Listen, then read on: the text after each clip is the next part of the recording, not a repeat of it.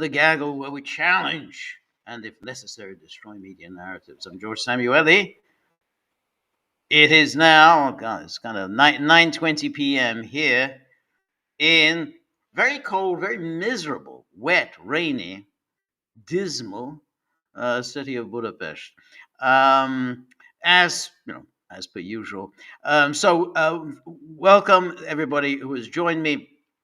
Really appreciate your being here for the Thursday night edition of the live stream. And there are a few topics that I want to get to, so we might as well start off. And I want to start off actually today with tennis. And the women's semi-final at the Australian Open was played earlier today, and it was between the Belarusian player, who's the number one in the world, this is Sabalenka, and she played the Ukrainian Svitolina. And now, in the past, there'd always been kind of some bad blood between them, in particular as Svitolina uh, uh, pointedly refused to shake Sabalenka's hand. So that was always the case. She would always refuse to shake her hand, evidently blaming her, Sabalenka, and for what's going on in Ukraine.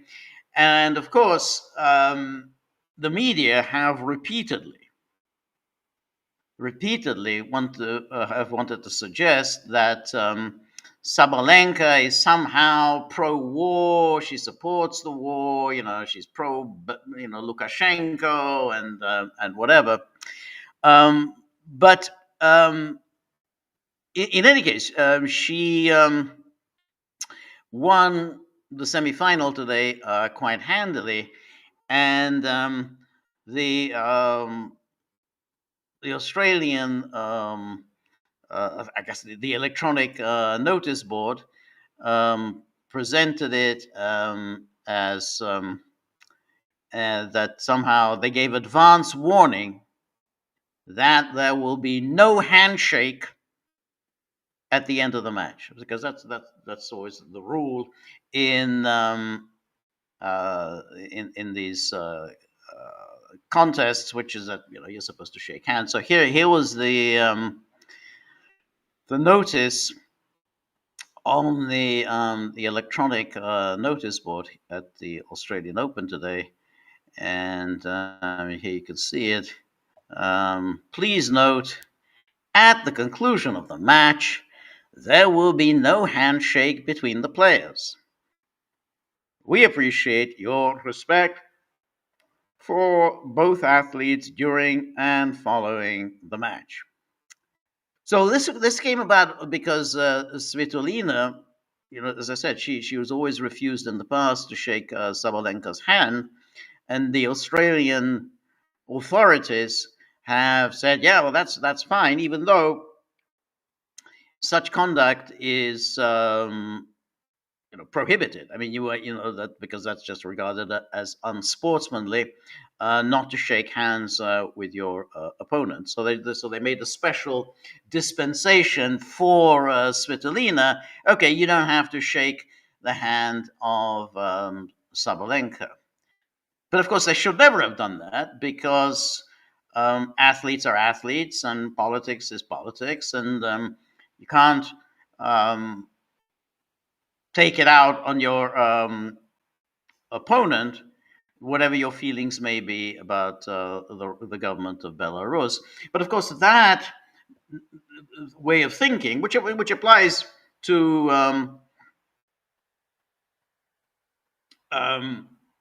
to countries that the liberal establishment gives a pass to, clearly doesn't apply to Russians or Belarusians or to Serbs. And so that's why it has always been the case that whenever Sabalenka gives these pre-match interviews or post-match interviews, some reporter will always ask her, "Well, what do you think about the war?" And that they, always have to get her. And she says, "Well, I'm not. I'm against the war. Or everybody, all my friends are against the war." But that no one is ever satisfied with that answer. They don't believe it, and so happily, Politico always on hand to be as obnoxious as possible. So Politico has here the story: Lukashenko, Sabalenka, and the politics, tennis can't escape. Now, first, let's just remember Sabalenka is the world's number one. She's the undisputed world number one. So here is Politico, making it all about politics, which has nothing to do with Sabalenka. I mean, look, you don't get to be the number one tennis player in the world by concerning yourself with politics. I mean, you have to train and play almost all the time, really, ever since you were a small child. I mean, that's the only way you can get to be number one. And here, here's the sub head which says Ukraine bristles as Belarusian strongman embraces the world's top player. They say, as if who the hell cares whether Ukraine bristles or doesn't bristle. And here's this: world women's tennis has an Alexander Lukashenko problem. Really? Really? It has an Alexander Lukashenko problem? I mean, what a ridiculous opening sentence. The Belarusian autocrat's ongoing public celebration of compatriot Arina Sabalenka, the world's number one, has sparked fury in Kiev ahead of a crucial Australian Open semi-final against Ukrainian Elena Svitolina. Well, again, you have to ask, why do we care whether this sparks fury in Kiev? I mean, why are we sort of getting involved in this? This is this is a sporting event, and you're preoccupied with what Kiev thinks about it. And then he says, no matter how much international sports officials and global sports bureaucrats insist that sport is outside politics, for regimes like that of Lukashenko and Putin, this has never been true. And who says this? Well, Hirohi Tuhi, a spokesperson for the Ukraine's foreign ministry, told Politico, for them, sport is not merely political. It is one of the key instruments of state policy, and more specifically of state propaganda, including the propaganda for war. Now, what's interesting right away about, when they quote this and Politico is that who's politicizing the sport? It's not the Russians. It's not Belarusians. I mean, obviously, if your countryman is the world's number one, then they're going to be very proud of her. I mean, that's just inevitable. But the politics is being introduced by obviously Ukraine, but of course by the Ukraine's media champions who want to make it all about politics, and who the goal ultimately is to get them banned, Russians and Belarusians banned from tennis, sporting events, and then of course we're moving beyond sport, moving towards culture, so that we don't have Netrebko, the Russian soprano. We don't have her performing, and Gergiev. Just ban them from all cultural events. I mean, that's the goal, and they're quite explicit about this. And they have very. They have been quite successful in many ways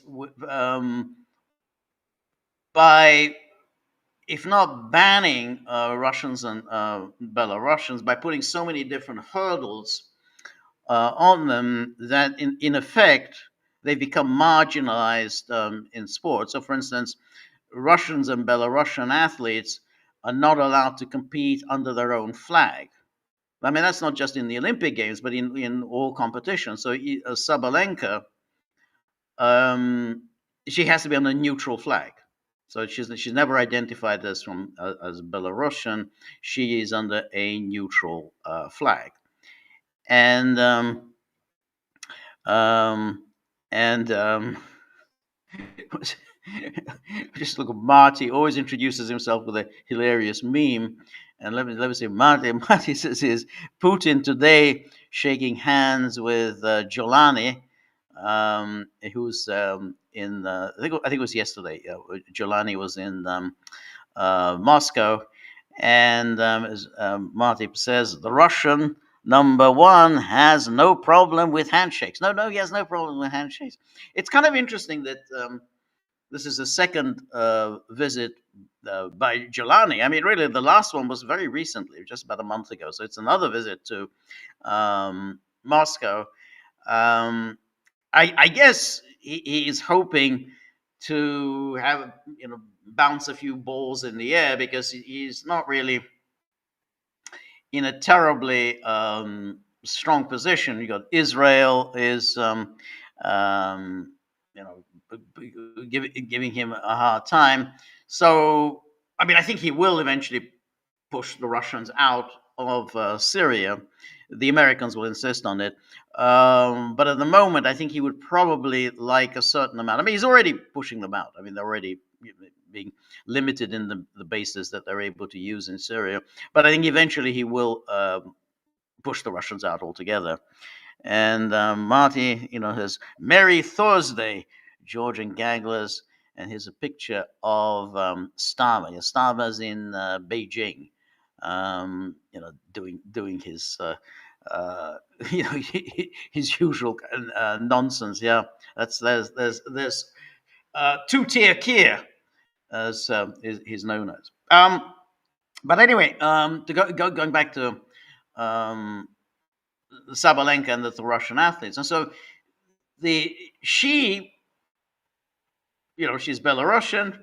Obviously, she's the pride of Belarus, small country, and so obviously they're going to be very proud of having the world's number one tennis player, as a Belarusian. I mean, what do you expect them to do?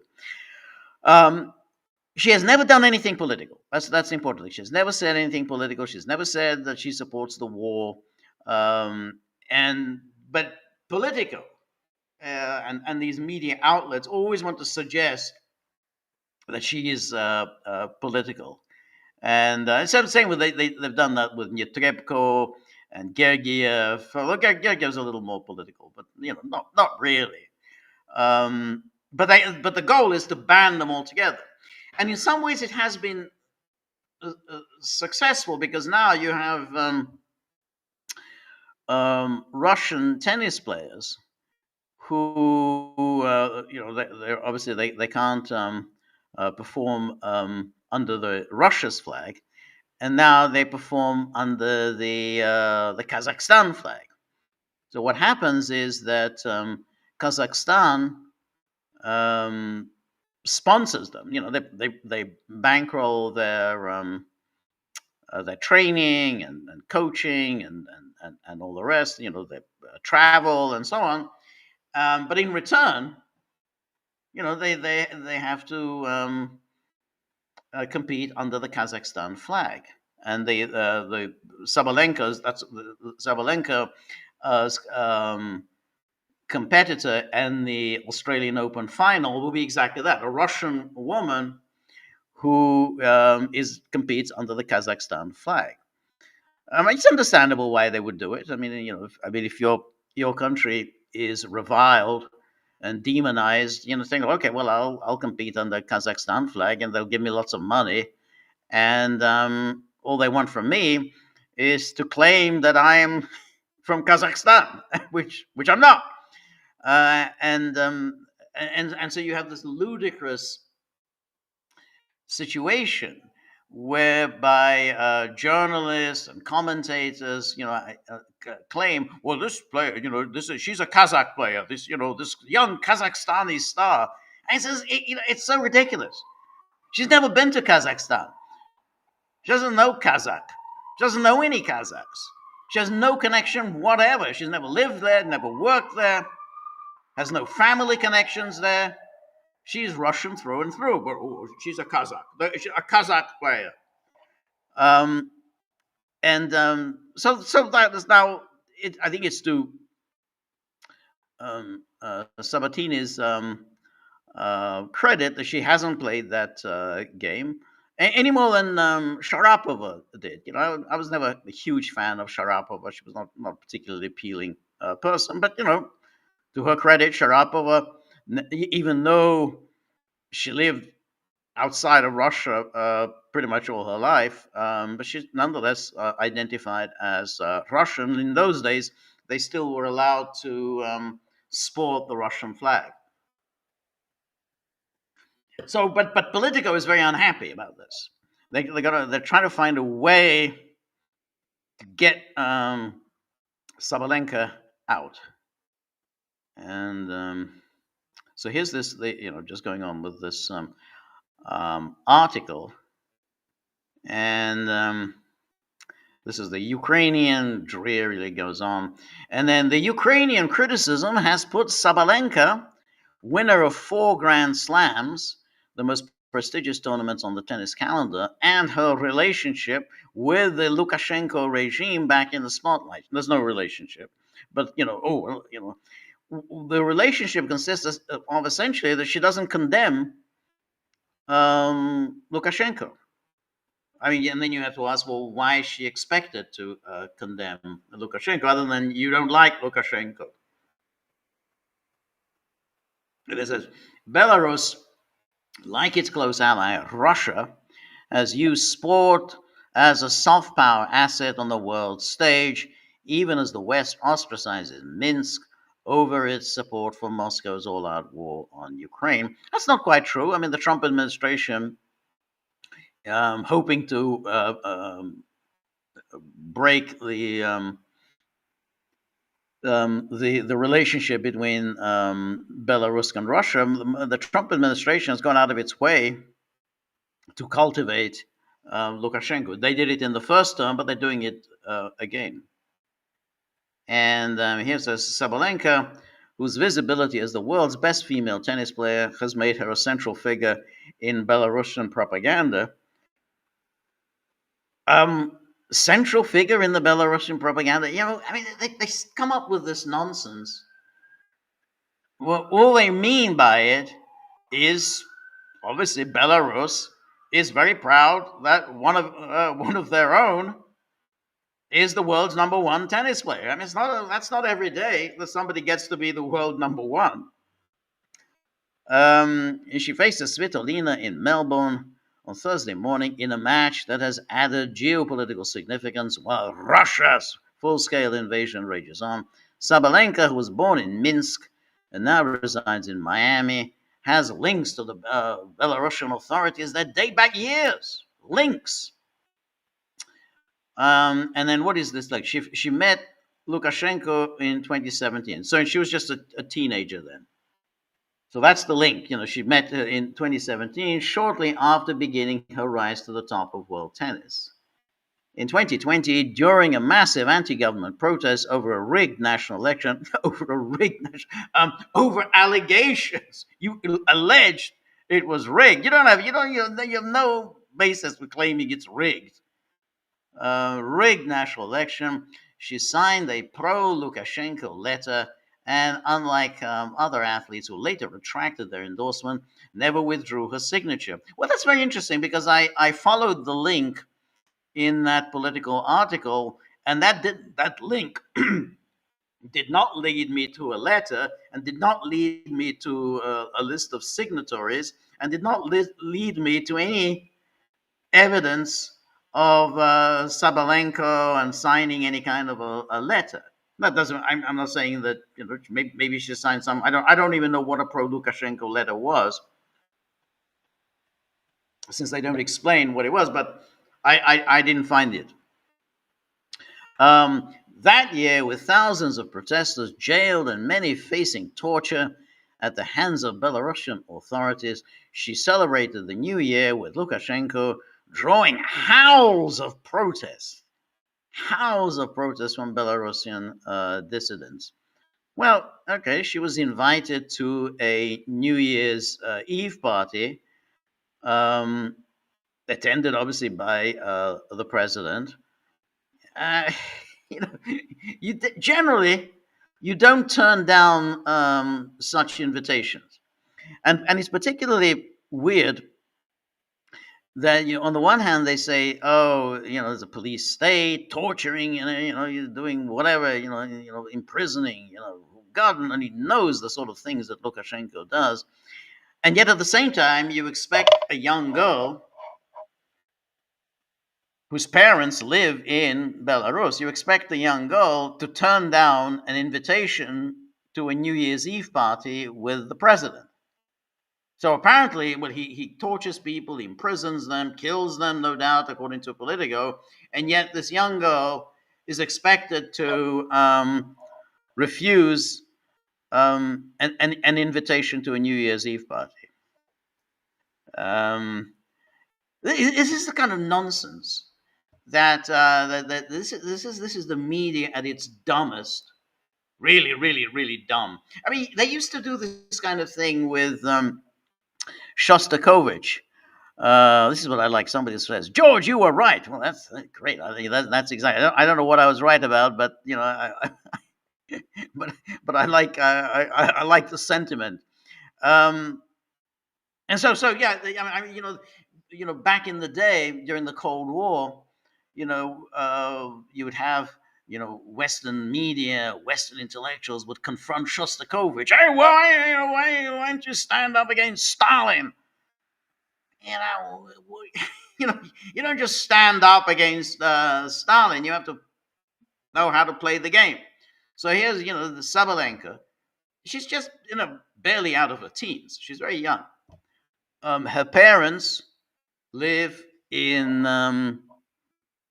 Belarus, so she has to be quite concerned about the safety of her parents, and she is expected to, defy Lukashenko. This is said by people who have never, in throughout their miserable, dumb lives, never, um, um, all those about the some parts of Canada. Yeah, I saw that. There are negotiations going on now between Alberta and members of the Trump administration. Yeah, no, I, I do think that's a real possibility. Um, uh, yeah, so people who have never taken any risks in their own lives. I mean, if you write for mainstream media, I mean, it's a classic that you take no risks because you just spout um, mainstream twaddle. That's what you get paid to do, and you've made a career choice. I will spend my life not risking anything. I will spend my life repeating the cliches that the mainstream want me to repeat, and I will get paid very nicely for it. Okay, that's fine. That's an absolutely reasonable life choice. I mean, everyone has to work out a way to make a living, and if you've decided to make a living by spouting mainstream claptrap, that's fine. What you can't do is then demand that others take risks. You're not willing to take any risk yourself. You've made clear that you have no intention of risking anything in your life, and yet you expect others to take enormous risk, whether it's Shostakovich, whether it's Yevtushenko, whether it's Sabalenka. Well, I'm going to tell Stalin where he can, shove it. Um, anyway, let's go on with this fascinating article by from Politico. Um, and and after Sabalenka's victory over Ukraine's Marta Kostyuk in Brisbane earlier this month, Lukashenko's official website congratulated her on the win. What do you expect Lukashenko's official website to do? She wins a competition, and Lukashenko, the president of Belarus, on his official website, congratulates her on the win, as it did after she won in Miami and New York last year. Yeah, she won the U.S. Open. It's kind of one of the biggest competitions in the world, and you expect Lukashenko not to congratulate her. Lukashenko also mentioned her in his address to the Belarusian people and the National Assembly in 2023. Gosh, wow, that's terrible. Anyway, the um, the the good thing is um, that these kinds of ploys by the media and by some of the most fanatic of sort of Russophobes, they don't really work in sport. There's a lot of money in sport, and because there's a lot of money, not from sponsors, especially from television, worldwide television rights and everything else, they need the stars. And however much you want to push out the Russians, I mean, if the Russians are among the best in the world, then you are diminishing the brand of this event in which there's millions and millions of are to be made, and therefore you are messing around with money. You remember that line in Network? This is one thing you don't mess with. You don't mess with money. And so all these attempts to get ban some top athlete because he's a Russian or a Serb or whatever always fail because the people with money make clear that they're not going to accept this. And so this was the British, who are kind of dumb, as I think we've established before. They tried to do this in 2022 at Wimbledon. You remember at Wimbledon, they decided to ban the Russian and Belarusian athletes. Um, um, so remember the poor 25-year-old Russian ice skater they canceled? Disgusting. Yeah, no, that's true. Um, but what the British did in 2022 was they said, well, at Wimbledon, we're not going to have these Russians, Belarusians playing here, and they did ban them in 2022. And yeah, 15-year-old. Yeah, she was very young. Yeah. And now what then happened is, of course, the British got into a lot of trouble, from all the tennis authorities, and they really clobbered the British. They fined them and so on. They had no right to do this. This is so. They've never tried it again. But so that was the lesson. Don't play it. Um, the that so that that's I mean I think Sabalenka is going to win on Saturday because she is the world's number one, and as I say, her rival will be a Russian, but who will be described by the commentators. Oh, this young Kazakh player. She's a real Kazakh. You know, blonde and blue eyes. Oh, these Kazakhs. They're all blonde and blue eyed. Anyway, so that's the thing, but the wormy tennis authorities, who should not have allowed this. They absolutely should not allow that one player refuses to shake hands with another player. Say that absolutely you have to shake hands. That's part of the sporting ethos. You have to do it. You may not like this player, you may not like the country that she's from, but part of the etiquette of sport is you shake hands before the match, you shake hands afterwards. I mean, it's in every sport. You have to do it. But the wormy tennis authorities, I don't know whether it was the Australian authorities or somebody else, but they said no, you don't have to uh, uh, shake hands. So that was already a craven and feeble. Um, the Before I get on to Iran, I want to go back to um,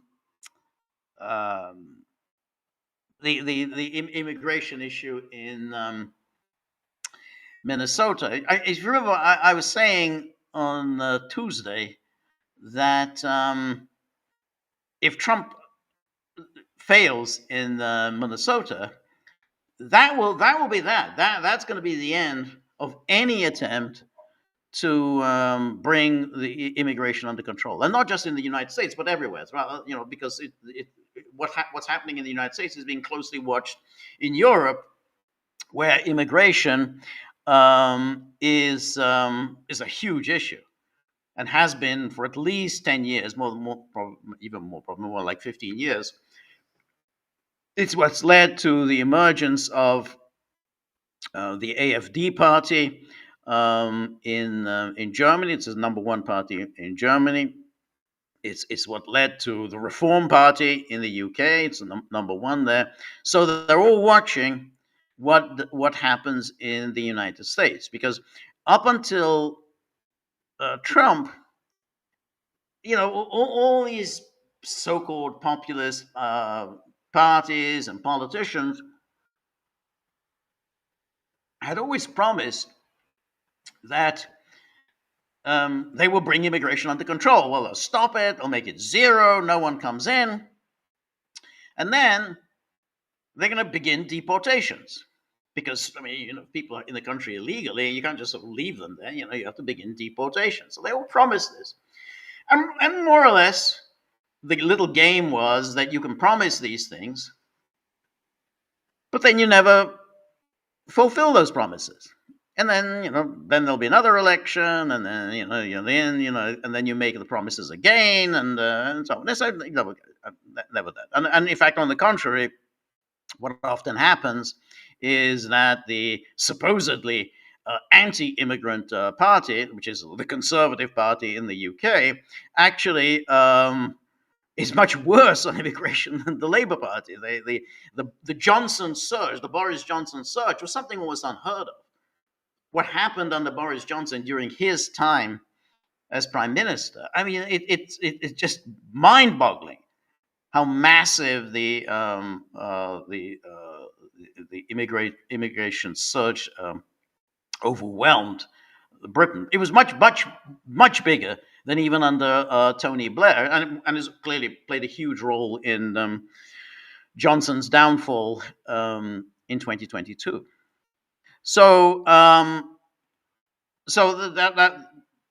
that's why, and why reform is number one in the UK. But you look at Nigel Farage and you think, Nigel Farage, he's not going to do any of the things he promises. You can just see it. I mean, he oozes dishonesty, oozes sliminess and opportunism. Yeah, this guy's not going to do any of the things he promises. But okay. But they're all watching Trump, because Trump's rise is entirely tied up with his immigration stance. 2015, that was it. Now, the one part of it, which was to stop the flows across the border, that Trump seems to have largely accomplished. To a certain extent, at least as far as illegal immigration is concerned, but he hasn't really cracked down on the other aspects, like the H-1B scam, the family reunification scam, chain migration. I mean, all of that, he hasn't cracked down on that. I mean, we'll see what happens when the court rules on birthright citizenship. But be that as he may, he has ended the flow across the border. But then came the next part, which is, well, will Trump be able to continue with the the next part of the agenda, which was the mass deportations, because you can't you can't just let it go as just, well, let's end illegal immigration, because of course the United States has a massive illegal migrant population living in the United States. So even if you stop any new migrants coming in, you're still going to have the next part is, well, what are you going to do with the migrants who are already there? And hence, there's always the ever present demand for what they call a comprehensive immigration reform. It's wonderful, wonderful phrase. Well, who doesn't want comprehensive immigration reform? I put me down for, I want it to be comprehensive, and I want it to be reformist. But comprehensive immigration reform has always meant essentially amnesty. They never put it in those terms. They just talk about legalize the status, and pathway to citizenship, and all the rest. But essentially, it's amnesty. So if somebody like Trump, with his flair, with his populism, with his campaigning on this issue, if he can't remove from the country 20 million, 30 million, 40 million, who knows how many illegals are living in the United States. If he can't do it, then no one can. And when that conclusion is drawn, then you can say, well, what else can we do? We have to legalize those who are already there. That's why the fight that he's in Minnesota is I think his presidency rests on that, because and those who are up against him, and that is Fry, Waltz, Ellison, know that exactly, that this is where Trump is going to make his stance. Remember, all Trump is trying to do here in Minnesota is not, well, let's throw out all the illegals. Then he's not even doing that. He's just saying, let's throw out the illegals who have committed crimes in the United States, not just by entering the country illegally, but have actually then gone on to commit crimes in the United States. So, at least, he says, at least can we remove them? Now, you can't.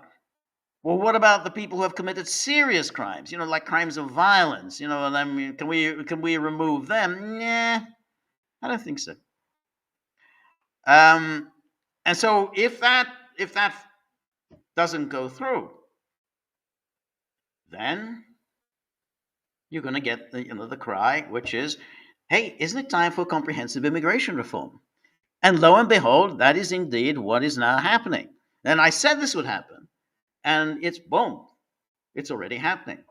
And first out of the gate is Mike Lawler, who is a conservative Republican. So he's not even a kind of a liberal Democrat. Conservative Republican, very pro-Israel,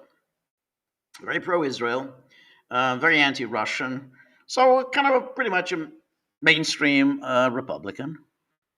And then here he is. This is his article the other day in the New York Times. Find this.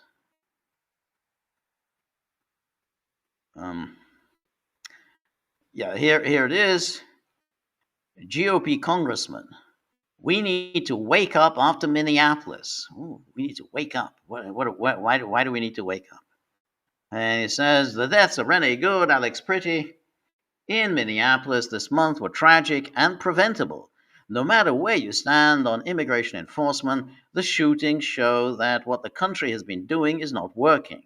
So everything is that's always the preliminary steps for the comprehensive immigration reform. Oh, it's not working. Our system is broken. The loudest voices on each extreme have retreated to their usual corners. They have an interest in keeping our immigration problems unsolved and politically divisive. Everyone else must see that Congress and the president need to embrace a new, comprehensive. That's it. All of your radar goes off when you hear that word comprehensive national immigration policy that acknowledges Americans' many legitimate concerns about how the government has conducted immigration policy. Okay. And so what do we need to do? After tensions have calmed, Congress can then piece together the rest of an immigration plan that settles the issue. Along with building on Mr. Trump's border policies, a realistic plan would provide a path to legal status. That's it. A legal status. Not citizenship. Not citizenship. This is always like they always have the legal status. But of course, once you have the legal status, then that's the next step. Well, what are you going to do with it? Well, if you have a legal status, then you have to then regularize your legal status, and therefore you have to move towards the next step in regularizing. You can't just have legal status without moving on to the next step. That's always the way it process. You get a visa, you can extend your visa, but there's a limit to the number of extensions, and then you have to then apply for a green card, and then eventually, you apply for citizenship. For long-term illegal immigrants without criminal records. All of this, of course, is utterly dishonest. Because when they say without criminal records, they don't actually mean without criminal records. I mean, first, by the obvious reason, they're illegal in the country. They already have a criminal record. But be that as it may, they don't actually mean that. They say, well,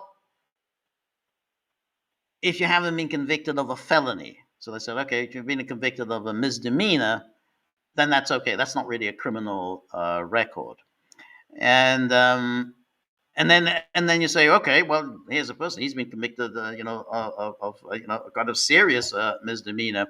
You say, yeah, but really, you don't need really to count that.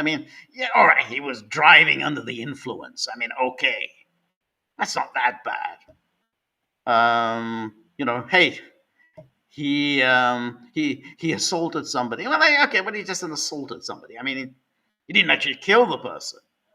So essentially, then you say, well, if you have a criminal record, means you haven't been convicted of murder. So that's it. So in other words, you don't have a criminal record unless you've been convicted of murder. And then it goes on. Remember, this isn't a Democrat. This is a right wing Republican, very pro Israel. And then he says this path would be rigorous and fair, and it would aim to keep families together. Oh, the families together.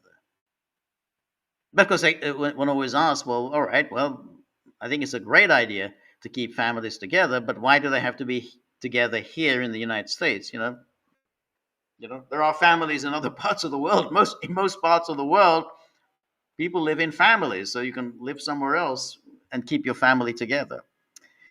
Fair means those who benefit would face mandatory work requirements. Oh, mandatory work requirements. Forgo public assistance and pay fines and any back taxes they might owe. This is such a load of codswallop. They always bring up the back taxes. Now, most of the people we're talking about, first of all, illegal immigrants. That's why they were generally worked at the low end of the income spectrum, so they weren't really eligible for taxes, so there aren't really any back taxes. But of course, even if they were, they wouldn't have any means of paying back the back taxes. Particularly, you've lived in the country for 20, 30 years. Can you imagine what the back taxes are? Oh, well, Senor Rodriguez, you owe, $300,000 in back taxes. Well, he's not going to be able to pay $300,000. So therefore, You're going to have to say, well, what, you're going to throw him out because he can't pay $300,000? Of course not. So it's all, this is all performative. Then you pretend to be very strict when everybody knows none of these things are going to be enacted. Then they're not going to be mandatory work requirements. They're not going to be requirements that you don't have a public assistance. There are going to be no requirements that you're going to pay your back taxes. I mean, apart from anything else, if you're in a country illegally, you're automatically having public assistance. I mean, you have health care. Your family has health care. Your children go to school. I mean, that's automatically. It's just automatically that you're enjoying public assistance. And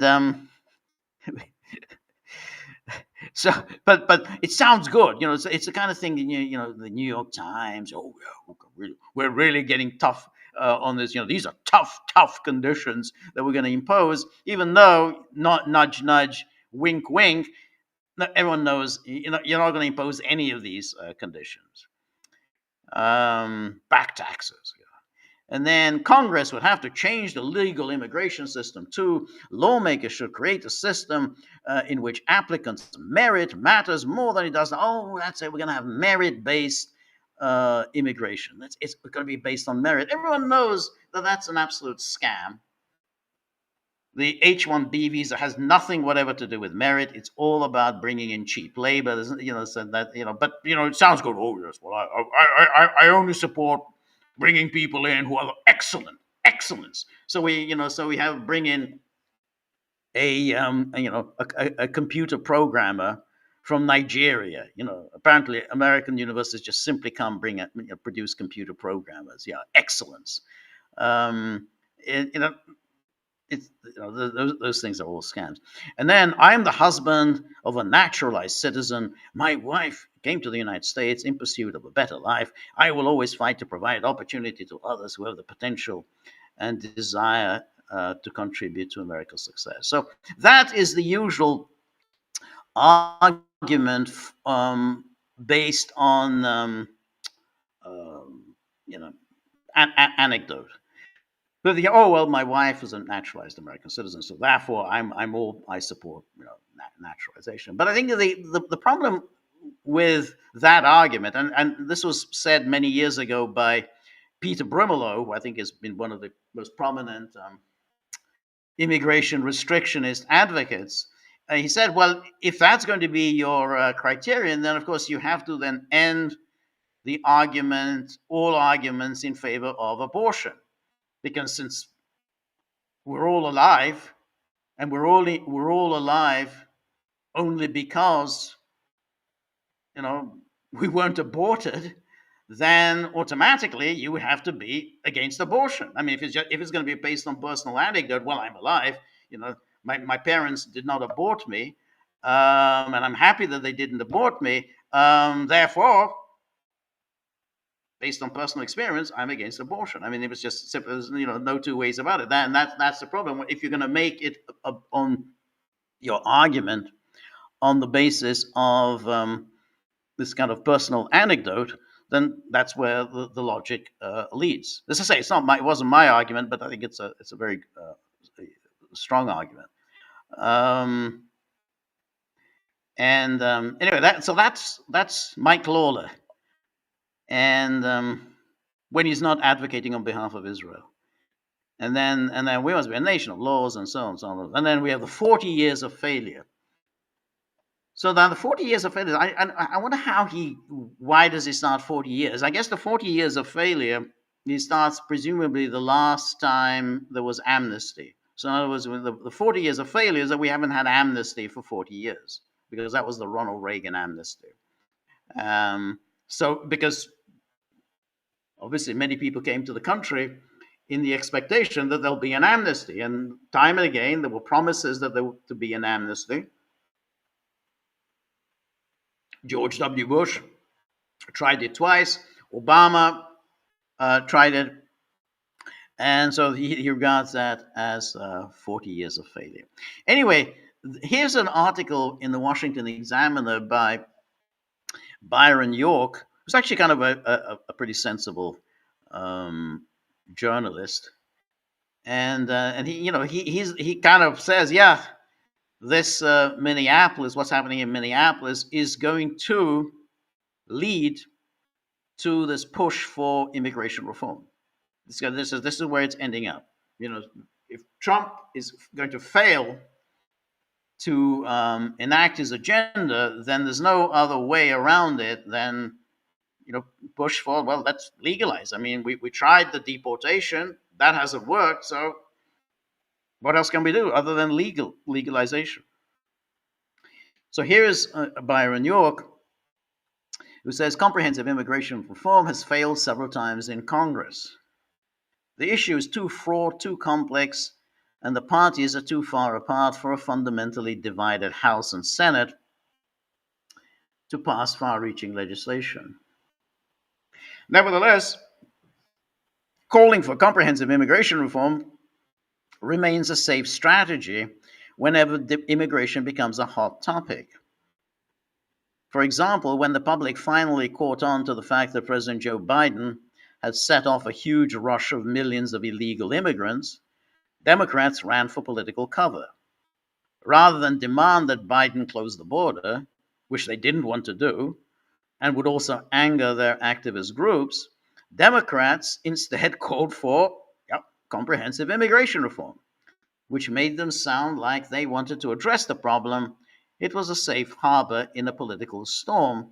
And what was clever about it, that they immediately had the media repeat this thing about comprehensive, comprehensive, and that the Republicans are standing in the way. They're standing in the way of a comprehensive immigration reform. You let in millions and millions of illegals, and it's the fault of the Republicans because they don't want to, sign on to essentially an amnesty legislative package. And you remember when Biden claimed that there was no way that he could stop the illegals coming into the border unless the Republicans agreed to a comprehensive immigration reform legislation. And the media, it's the Republicans who stand in the way of that. And here, we can go on. That it says, one thing we know is that this kind of talk has been going on for decades, indeed. Multiple failed attempts to pass comprehensive immigration reform have taught a few lessons. The first is that Congress will not secure the border. That's always the case. They make the promise, comprehensive, we'll have amnesty, but we're going to have really, really tough border controls.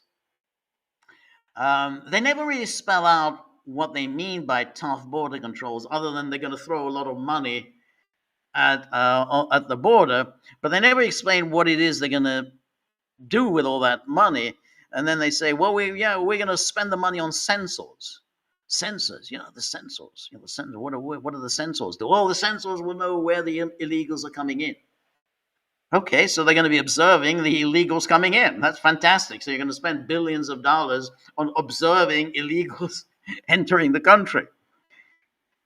So the first, the Congress will not secure the border. Just not going to happen.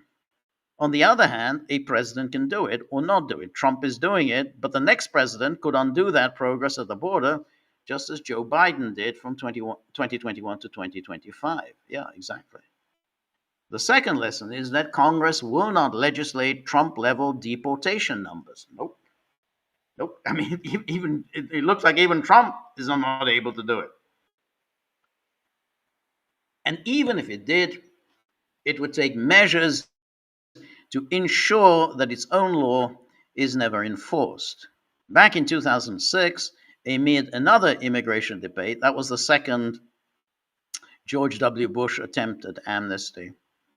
Amid another immigration debate, Congress passed the Secure Fence Act, mandating the construction of fencing on significant parts of the US-Mexico border.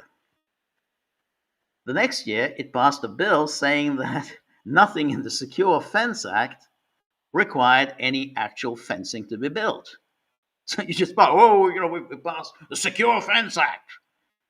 So I say, oh, the Secure Fence Act. Oh, that sounds good. And then that doesn't mean we're actually going to build anything. We passed the legislation. Yeah, we're going to have a secure fence, but we're not going to appropriate any money to the building of a fence. We're just going to say we're going to have a secure fence. And then a third lesson is that when considering a path to legal status for long-term illegal immigrants without criminal records, so that's the one that we went through that with Mike Lawler article. Congress will create a set of definitions, long term and without criminal records and work requirements, all the cliches that Mike Lawler introduced, can be very, very flexible phrases that ends up including virtually everybody. Take the notion without criminal records. So, what is a criminal record? In the last biggest comprehensive immigration reform failure, that's the famous Obama package, the one that fell after, when we talked about this the other day, after the loss of Eric Cantor in that Republican primary. So in that Obama immigration reform, the Senate's Gang of Eight, which included Marco Rubio, the Senate's Gang of Eight, lawmakers stipulated that an illegal immigrant could not receive legal status if he had a criminal record. Just what did that mean? And then, then it goes a long excerpt you don't have to go through now. And it says, oh, okay, basically, the way they defined it was, first of all, they say, okay, when we say criminal record, we mean, oh, no one will criminal record. But basically, if as long as you don't have a felony conviction, then that's okay. We're not going to count necessarily count misdemeanors as a criminal record. But then they say, yeah, but what about if you have three misdemeanor convictions or three or more misdemeanor convictions? Well, and they say, yeah, but only if the misdemeanor convictions were for separate crimes. So let's say you commit one crime and you get two misdemeanor convictions for that crime. Then they say, well, we're only going to count that as one misdemeanor conviction. So even if you commit one crime and you get for that one crime you get three misdemeanor convictions, they'll still say, oh, that's one misdemeanor conviction. So they will only say if these are separate conviction. But even then, they're going to get a coach and horse through it. Ultimately, as I say, it's going to get down to the point. The only condition under which you're not going to get legalized status is if you committed murder. That's what murder, maybe rape, something really, child abuse or something like that, kidnapping, whatever, then. But everything else is just going to go straight through. So that's this is Trump. I think he's in a lot of trouble, and I don't think Homan is going to get him out of that. And one other thing that I want to address. Where are we? Yes, the one address is Trump's apparent plan to go ahead and attack Iran. Seems to be really going ahead with this, and I mean, we've talked about this before, and I see Steve K9 is there, say, well, it's all about Israel, and that's the only logical explanation for why Trump is doing this, because Iran poses no threat to anyone, in the world, with the possible exception of Israel. But it doesn't even pose a threat to Israel. Iran wants to be left alone. But Trump, nonetheless, seems to be preparing for an attack. With Trump, you never know. This may just be a show. Usual thing that the more he blusters, he's going to get a deal and whatever. But you can't always be sure with Trump. Trump did go ahead with an attack in he did attack Iran last June. He did attack Venezuela. So you never know. He may well launch this attack on Iran really at any time. Yes, hold on. So here is this was the truth that he sent out the other day. So the massive armada is heading to Iran. It is moving quickly with great power, enthusiasm, and purpose. It is a larger fleet headed by the great aircraft carrier Abraham Lincoln than that sent to Venezuela. Like with Venezuela, it is ready, willing, and able to rapidly fulfill its mission with speed and violence if necessary. Hopefully, Iran will quickly come to the table and negotiate a fair and equitable deal. And then this is where and we talked about this with Peter the other day. Well, what is this deal? He says no nuclear weapons, but that isn't even on the table. After all, Trump has claimed that he has eliminated Iran's nuclear facilities, that Iran has no means of enriching uranium. And of course, even if Iran did have the means to enrich uranium, there's still no evidence, according to his own CIA, that Iran intends to build nuclear weapons. I mean, we know Israel has been claiming for more than 30 years that Iran is on the brink of having nuclear weapons, but there's no evidence at all that Iran has any interest in nuclear weapons. Even though, given that Iran is in Israel's crosshairs and in the United States' crosshairs, both powers being nuclear powers, and given that Iran has been attacked by the United States and has been attacked by Israel, then a sensible policy for the Iranian leaders would be to develop nuclear weapons. I mean, it's your only real means of survival. Anyway, it says time is running out. It's truly of the essence. As I told Iran once before, make a deal. They didn't, and there was Operation Midnight Hammer, a major destruction of Iran. The next attack will be far worse.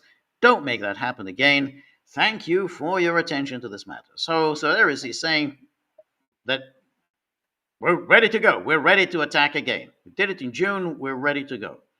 No real explanation why do we do this. I mean, last week he was claiming that the reason for it was how the Iranian government was dealing with its protesters, because Trump is this great humanitarian, and he can't look at what was being done to the protesters and not just weep inside and we have to do something. And he was sending out these truths saying help is on its way, which clearly that indicated that he was going to launch attacks on Iran, as if that would do anything at all to help anyone in Iran. Anyway, so that was his truth. And then the New York Times tried to answer this question. Well, what's the deal that Trump has in mind? And then here says U.S. and European officials say they have put 3 demands in front of the Iranians, including a permanent end to all enrichment of uranium. So Mr. Trump gave no specifics about the deal he was demanding, saying only that a massive armada was heading towards Iran and that the country should make a deal. But US and European officials say that in talks, they have put three demands in front of the Iranians. Notice the Europeans are involved in this. There was a time when the Europeans at least tried to pretend that they had a different policy towards Iran than the United States did. Back, when they made a big show of taking the Joint Comprehensive Plan of Action seriously. So what are the three demands? A permanent end to all enrichment of uranium, limits on the range and number of their ballistic missiles, and an end to all support for proxy groups in the Middle East, including Hamas, Hezbollah, and the Houthis. So when you look at this, I mean, to give up all enrichment of uranium means they give up any possibility of having nuclear weapons down the road. And as I say, I mean, I think that would be nuts to give that up, because Israel isn't going to stop. America isn't going to stop. You give up your enrichment of uranium, you give up your nuclear, any possibility of developing nuclear weapons. That they're not going to stop at that. They're going to keep hitting you. So, and then you have no means of defending yourself. So it's essentially a disarmament. And the second condition is in even greater disarmament. So you, in other words, limit the range and number of your ballistic missiles, so that when Israel and the United States attack, you're not going to be able to retaliate. So you don't even have any means of retaliation. So, hey, unilaterally disarm. We won't. We will continue our hostility towards you, and we will probably attack you down the road, but you won't be able to do anything to retaliate against us. Well, how about that as a good deal? Yeah. I mean, the one about the proxy groups, I don't think that's really important. I mean, I think Hamas, Hezbollah, and the Houthis are kind of, I don't think that that's significant. Certainly, Hezbollah is not particularly significant anymore. And then here's a Jerusalem Post, which you kind of think, well, which speculating as to what it is the United States intends to do. And he says one of the challenges facing President Trump in deciding how to strike is the fact that protests have significantly diminished after weeks of murder by the regime inside Iran. So, that's the language you would expect from the Jerusalem Post. But it does raise an interesting issue, which is if you're going to do the humanitarian intervention routine, then you need somebody there who is on the ground and who's giving the government a hard time, which is what happened during the 1990s when Clinton and Tony Blair launched their bombing of Yugoslavia. They had to have a force on the ground that was engaging the forces of the Milosevic government, and that was the Kosovo Liberation Army. Now, the problem then was, of course, that the Milosevic defeated the Kosovo Liberation Army. They were done. Boom, they were beaten. Once they were beaten, then essentially the NATO didn't really have a second act. So the only thing they could then do was to threaten Milosevic with the total, complete obliteration of Serbia. They said, we're just going to wipe Belgrade out. That was, we have a record of that. That's not me making it up. This was Marty Ahtisaari. He went to Belgrade in June 1999 and said, well, we're going to just, because they knew that the KLA was now beaten. That's it. They're not a significant force anymore. We're just going to wipe out Belgrade. And they would have done it. I mean, I know these Serb nationalist types who live abroad, conveniently always live abroad. These armchair, these warriors, sofa samurai, Serb nationalists. Oh, fight NATO. Milosevic has sold us out. He should have seen NATO off. NATO was on the brink of collapse. NATO would never have wiped out Belgrade. No, they would have done. They would have absolutely destroyed Belgrade. Milosevic had pretty much no choice in the matter, since there was so little anti-war movement in Europe or the United States at the time. Yeah, absolutely, they would have destroyed Belgrade, and NATO would not have been collapsed. And so, anyway, the point is that you need boots on the ground to do regime change. Otherwise, you're just lobbing missiles, and then you're going to face the same problem that NATO faced. Well, now that our boots on the ground have turned out to be a dud, what are we going to do now? And then you say, well, we don't have much choice other than, well, let's wipe out Belgrade. Well, now let's wipe out Tehran, which could happen. Incidentally, that's not. And there's not going to be a huge anti-war movement protesting this. Anyway, here is this Jerusalem Post goes on. As the days progress, the U.S. continues to deploy significant forces to the Middle East. The aircraft carrier USS Abraham Lincoln, along with its strike group, has arrived in the area of responsibility of the U.S. Central Command to provide President Trump with all the capabilities and options ahead of a decision on how to act against Iran. So he's put all these forces in place, but he still doesn't really have a strategy.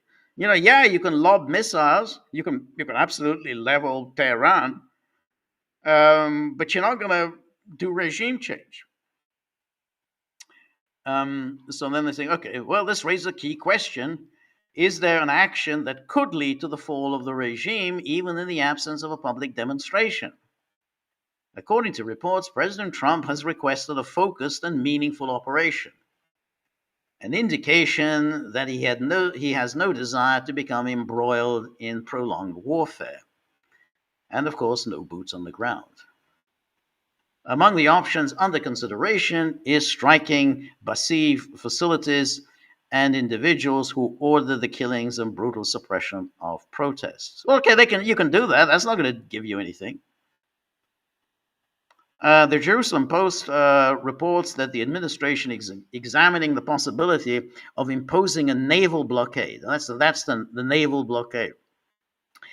Well, it's going to be quite tricky, because if you do impose a naval blockade, I mean, Iran obviously will retaliate, but let's say you can limit the damage that Iran inflicts. We don't know exactly what Iran's true capabilities are, but again, but let's give the Americans, they think, okay, there's nothing much Iran could do against us, so we can impose this naval blockade.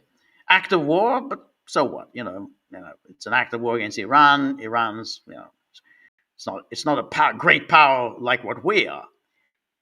Wait, but the problem you have there is, of course, that China's not going to like this very much, because essentially this will be, it will prevent China from getting oil from Iran, oil that it has paid for. I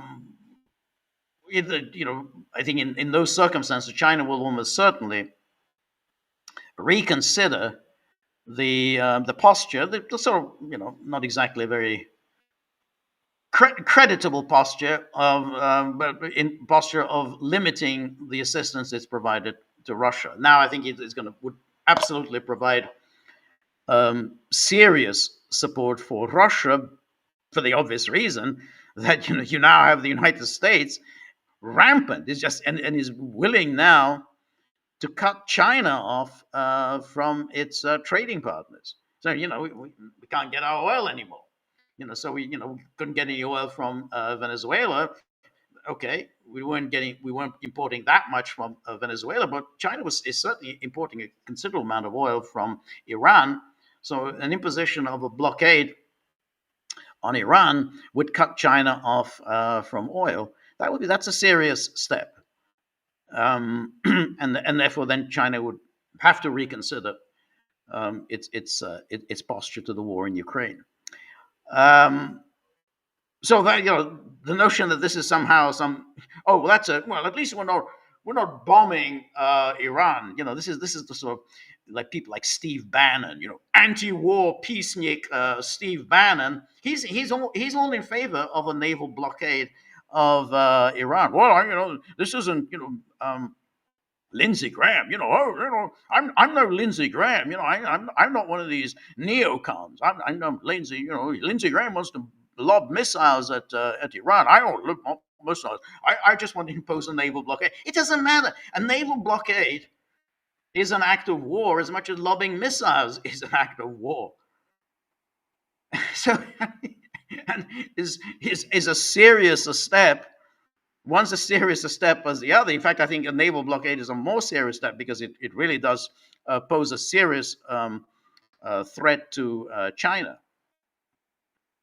Um, anyway, let's go on a little bit more with this Jerusalem Post story.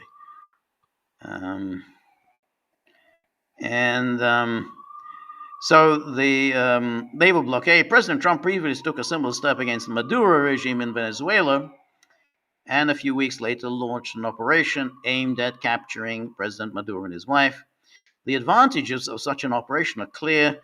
When the regime cannot be overthrown due to the absence of protests, massive economic pressure may encourage demonstrations and once again destabilize the regime from within.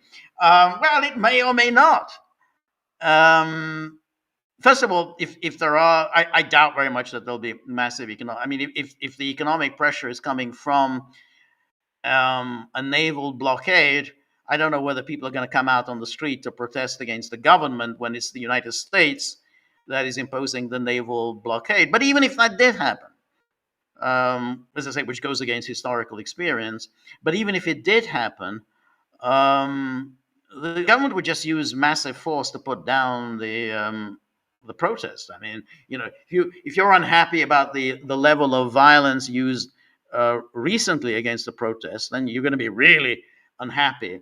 And the government will win. I mean, the government will be able to put down the protest. Government will be able to use whatever force is necessary to put down any protests. But as I say, I don't think that's going to happen because I don't think people are going to blame their economic hardships on the government. They're going to blame the United States. I mean, it's because the naval blockade is imposed by the United States. Anyway, this is the Middle East Eye. And it says U.S. weighs precision strikes on Iranian officials. Okay, so then now that's the next one, is that they're going to hit, so we have the naval blockade idea, but now we're going to hit the Iranian officials. As military buildup surges. And so here, the U.S. is weighing precision strikes on high-value Iranian officials and commanders who it deems responsible for the deaths of protesters.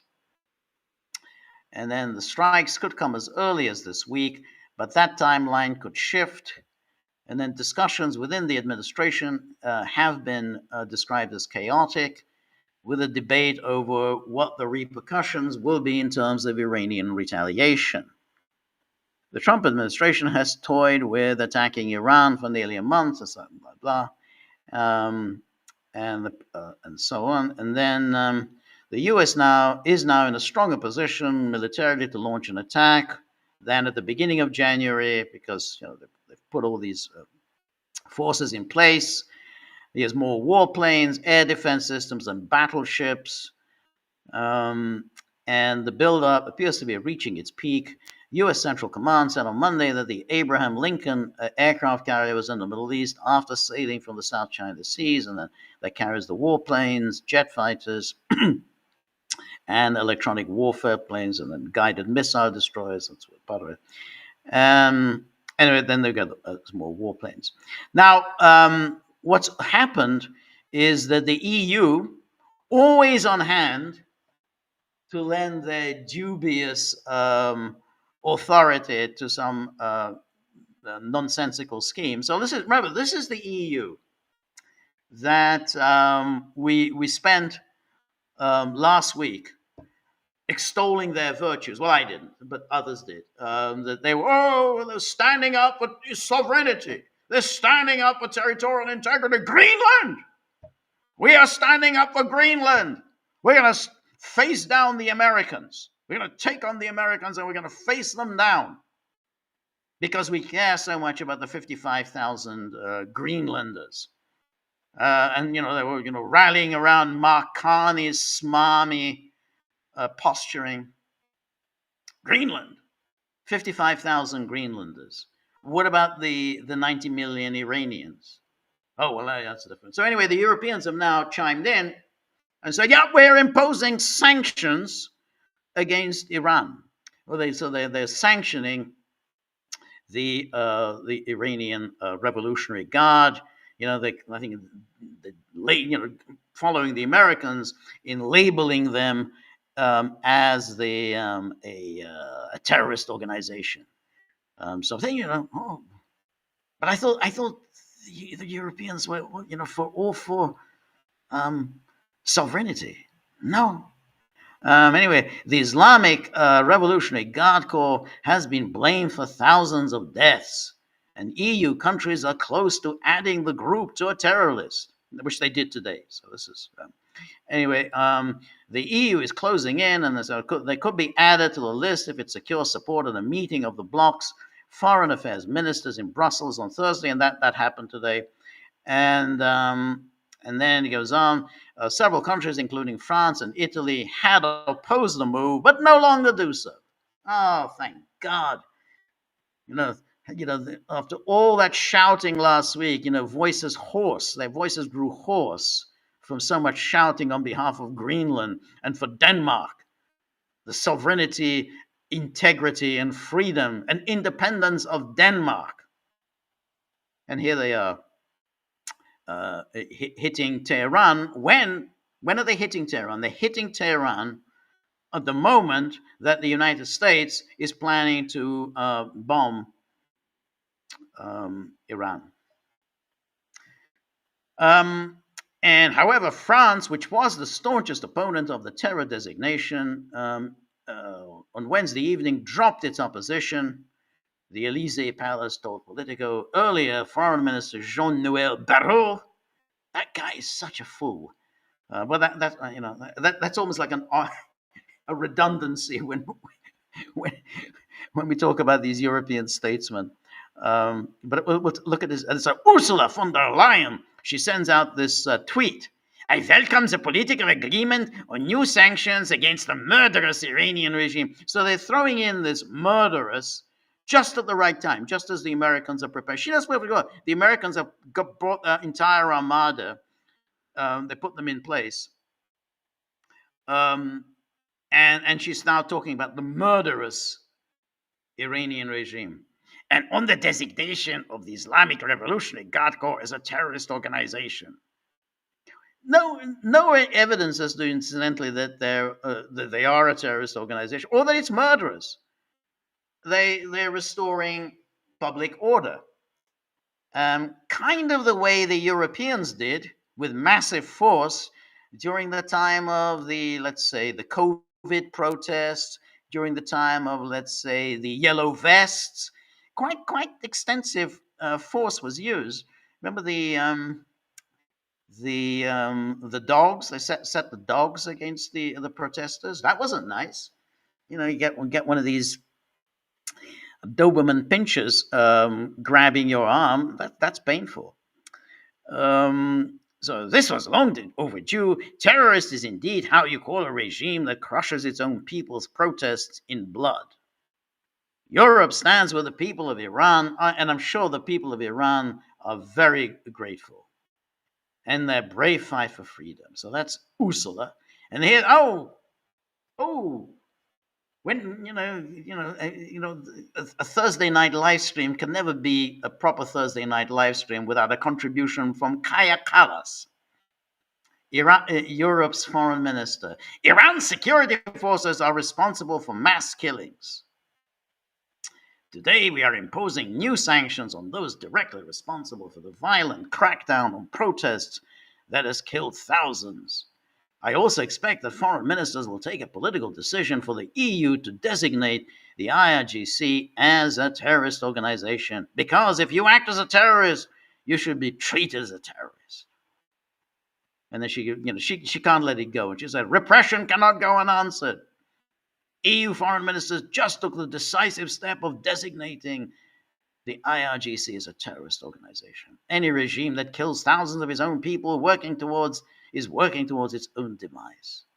And then here's this Jean-Noël Barrot, France's foreign minister. A man in the tradition of Talleyrand. This is a statesman. Targeted by sanctions, Iran Interior Minister, Attorney General, the head of Public Security Police, commander of the IRGC Special Forces, commander of the Special Units of Law Enforcement Forces, the commander of the Special Anti-Terrorist Force, head of Police Intelligence, as well as IRGC commanders and entities responsible for internet censorship. That's a good one, internet censorship. Yeah, the French should know something about internet censorship. They still have, Pavel Durov under effective imprisonment in France. And then here's Jean-Noël Barrot again. Iran, there can be no impunity. The unbearable repression of the peaceful uprising. We saw some of that peaceful uprising of the Iranian people cannot go unanswered. The extraordinary courage they have shown in the face of the blind violence. Look at this, completely over the top with this stupid, empty phrases. Together with our European partners, we will adopt sanctions tomorrow in Brussels against those responsible for these abuses. They will be banned from entering European territory, and their assets will be frozen. Well, I don't think they care very much about European territory, and I don't know if they still have kept their assets in place. France will support the designation of the IRGC as a terrorist organization, and then regime must immediately release the prisoners, put an end to the executions, lift the digital blockade. Well, just as soon as the Europeans, get rid of the Digital Services Act and the Online Freedom Act and all the rest.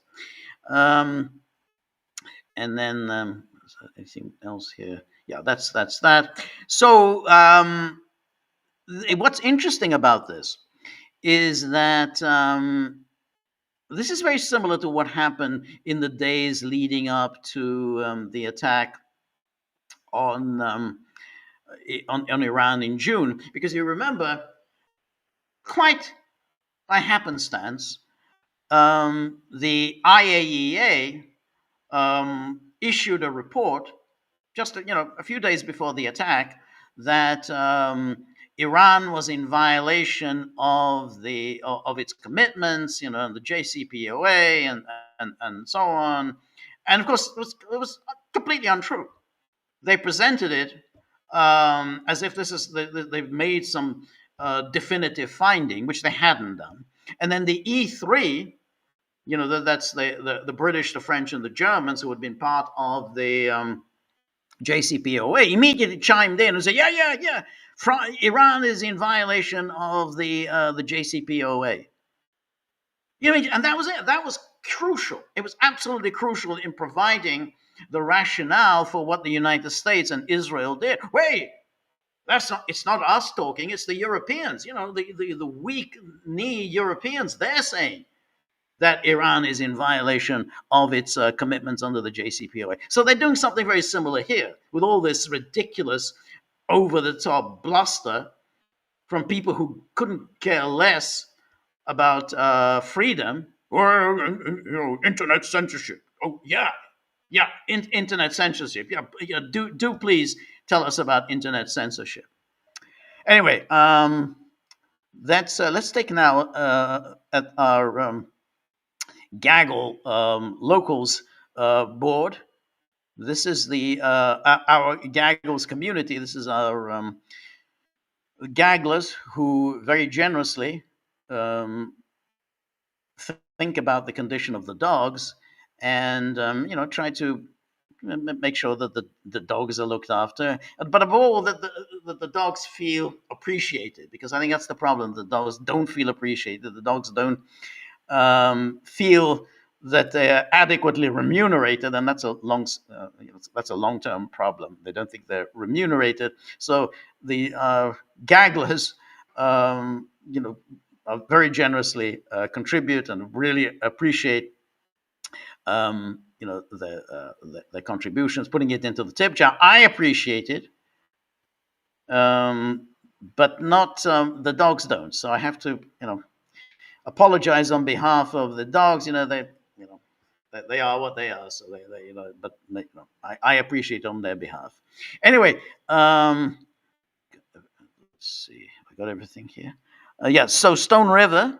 Oh, thank you, Stone River. Always appreciate your generosity. Stone River says, George, the Dems threw the book on Trump. Why do you think the Trump Justice Department has not indicted all the mayors and governors of sanctuary cities and sanctuary states for obstruction of justice or similar offenses in the U.S. Code? That's absolutely right. Because when Fry said openly, he said in that tweet, and we talked about this on Tuesday, that we are not going to enforce federal law. That is an insurrection.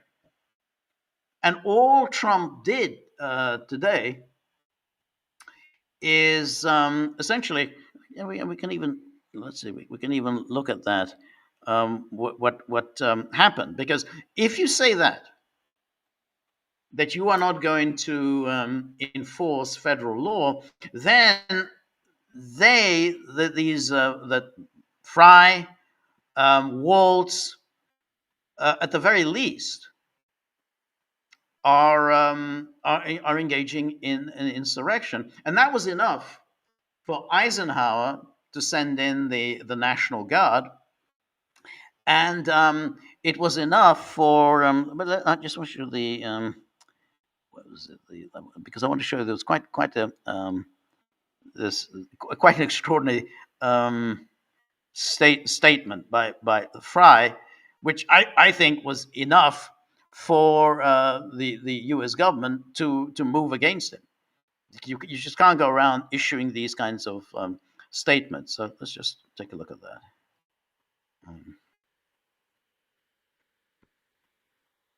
that.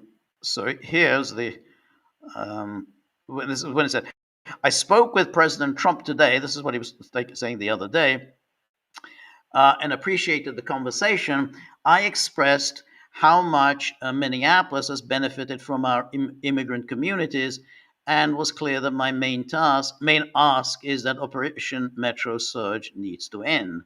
The president agreed the present situation can't continue. And then he says, some federal agents will begin leaving the area tomorrow, and I will continue pushing for the rest involved in this operation to go. Minneapolis will continue to cooperate with state and federal law enforcement on real.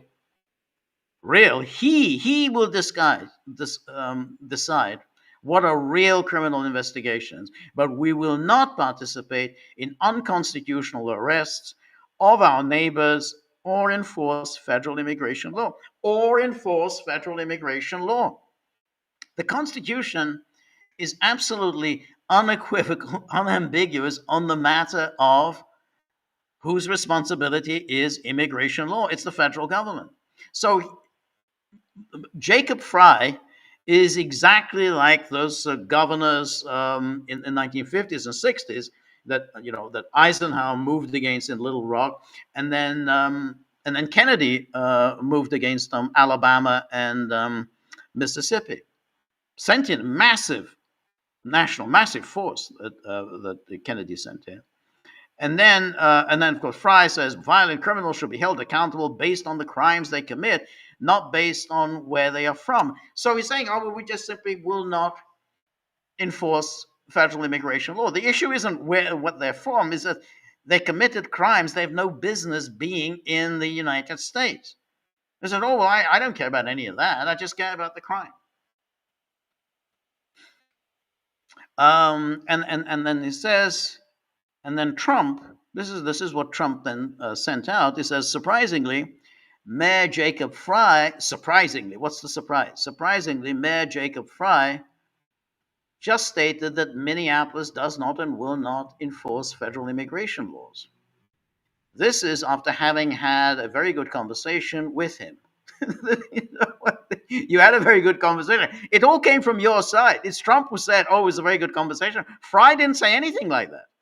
Neither did Waltz.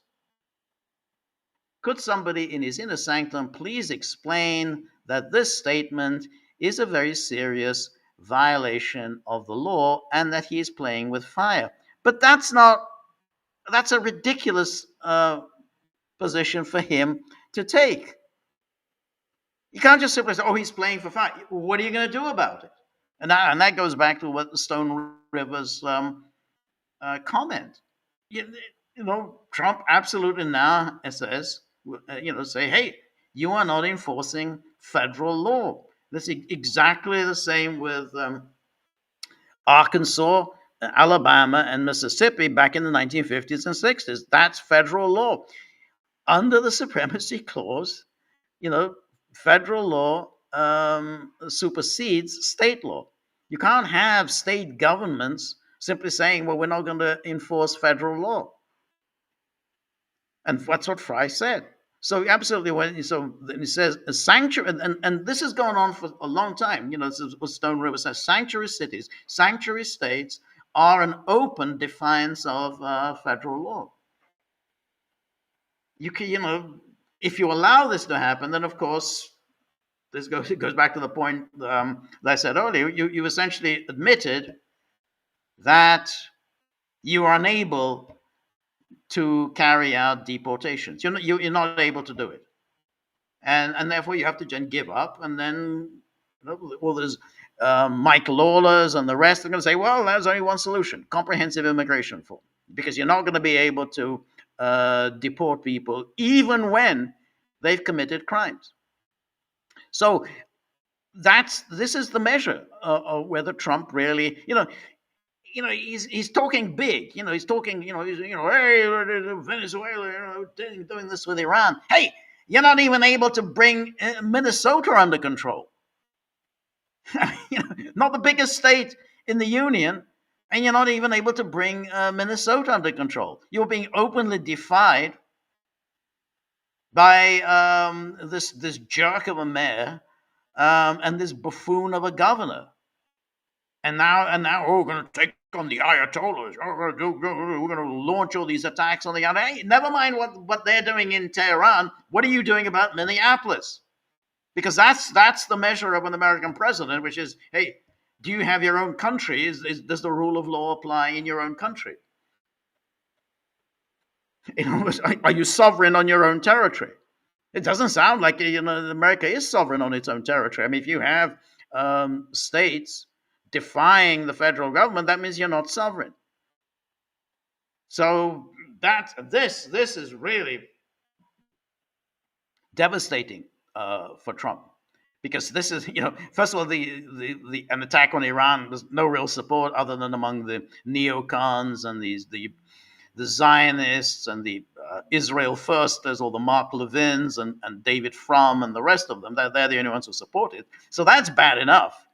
But you're doing it while you're unable to bring under control your own country, when you've got one city after another declaring itself outside the remit of the federal government. I mean, that's that's a real failure. That's really when you get punished, which is why I think he's sinking so much in the polls. I think it's not because of ICE, but precisely that you're worrying about what's going on in Caracas, but you're not able to bring under control the states and the cities of the United States. So absolutely, there's this is an insurrection. You can bring criminal charges. You can invoke the Insurrection Act, which he's threatened to do it. He's not going to do it. It's clear that he doesn't intend to do it. So he could either bring criminal charges, which is absolutely mandated by the situation, or he can invoke the Insurrection Act. But he has done nothing other than just blustering, and that stupid truth that he sent out. Oh, surprisingly, and then Jacob Fry is playing with fire. Okay, well, some people like playing with fire. I mean, if there are no consequences, then he's not really playing with fire. I mean, he's saying, I'm not playing with fire. Yeah, I think Trump isn't going to do anything. Anyway, thank you so much, Stone River. And NKMRD, good to see you again, says, I find there is extremely little notice in news of U.S. Democrats' protest. Pelosi ripping apart some paper crown was the last thing I heard of, and them reshuffling the election team. Basically, I expect some new faces, but it's quiet around them here. In the opposite, Obama complained about Europeans getting too tyrannic regarding free speech. Not that the U.S. is in a very good position to talk about that at the moment. Did Obama complain about that? I missed Obama complaining. I know J.D. Vance complained. I guess Trump did, but I don't remember Obama complaining about the Europeans. I must have missed that because Obama is very much in good odor with the with kind of the European elites who loved Obama. So he's really their man. So I'm surprised that he would complain about they're getting too tyrannical. But anyway, thank you so much, NKMD. And then Steve Kane says Putin agreed to hold strikes during extreme cold in Ukraine. I saw that Trump said that during the cabinet meeting today. I haven't seen that confirmed by the Russians, so I was surprised that the Russians agreed to that. But I, I think it's a huge mistake. I don't think you should stop anything until there's some kind of a deal. I mean, otherwise, all that happens is any restraint on the part of Russia is seen as a weakness, which it is, and is just going to be pocketed. And Ukraine isn't going to stop anything. So, and the Americans aren't going to stop anything. So it's just Russia stops at a moment when clearly this is causing some pain. I mean, it's first time in some time that Russian missile attacks are actually causing some pain. So, you know, when you're causing pain to the enemy, that's the moment to double the pain. That's the moment to press home your advantage. Not the time to hold strikes. And the whole idea that having goodwill to Trump doesn't have any goodwill. This is the whole idea that Trump is showing goodwill. No, he's not showing goodwill. He wants to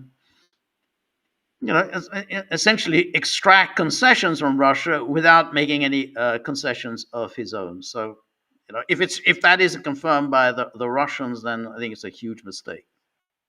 Okay, thank you, Steve.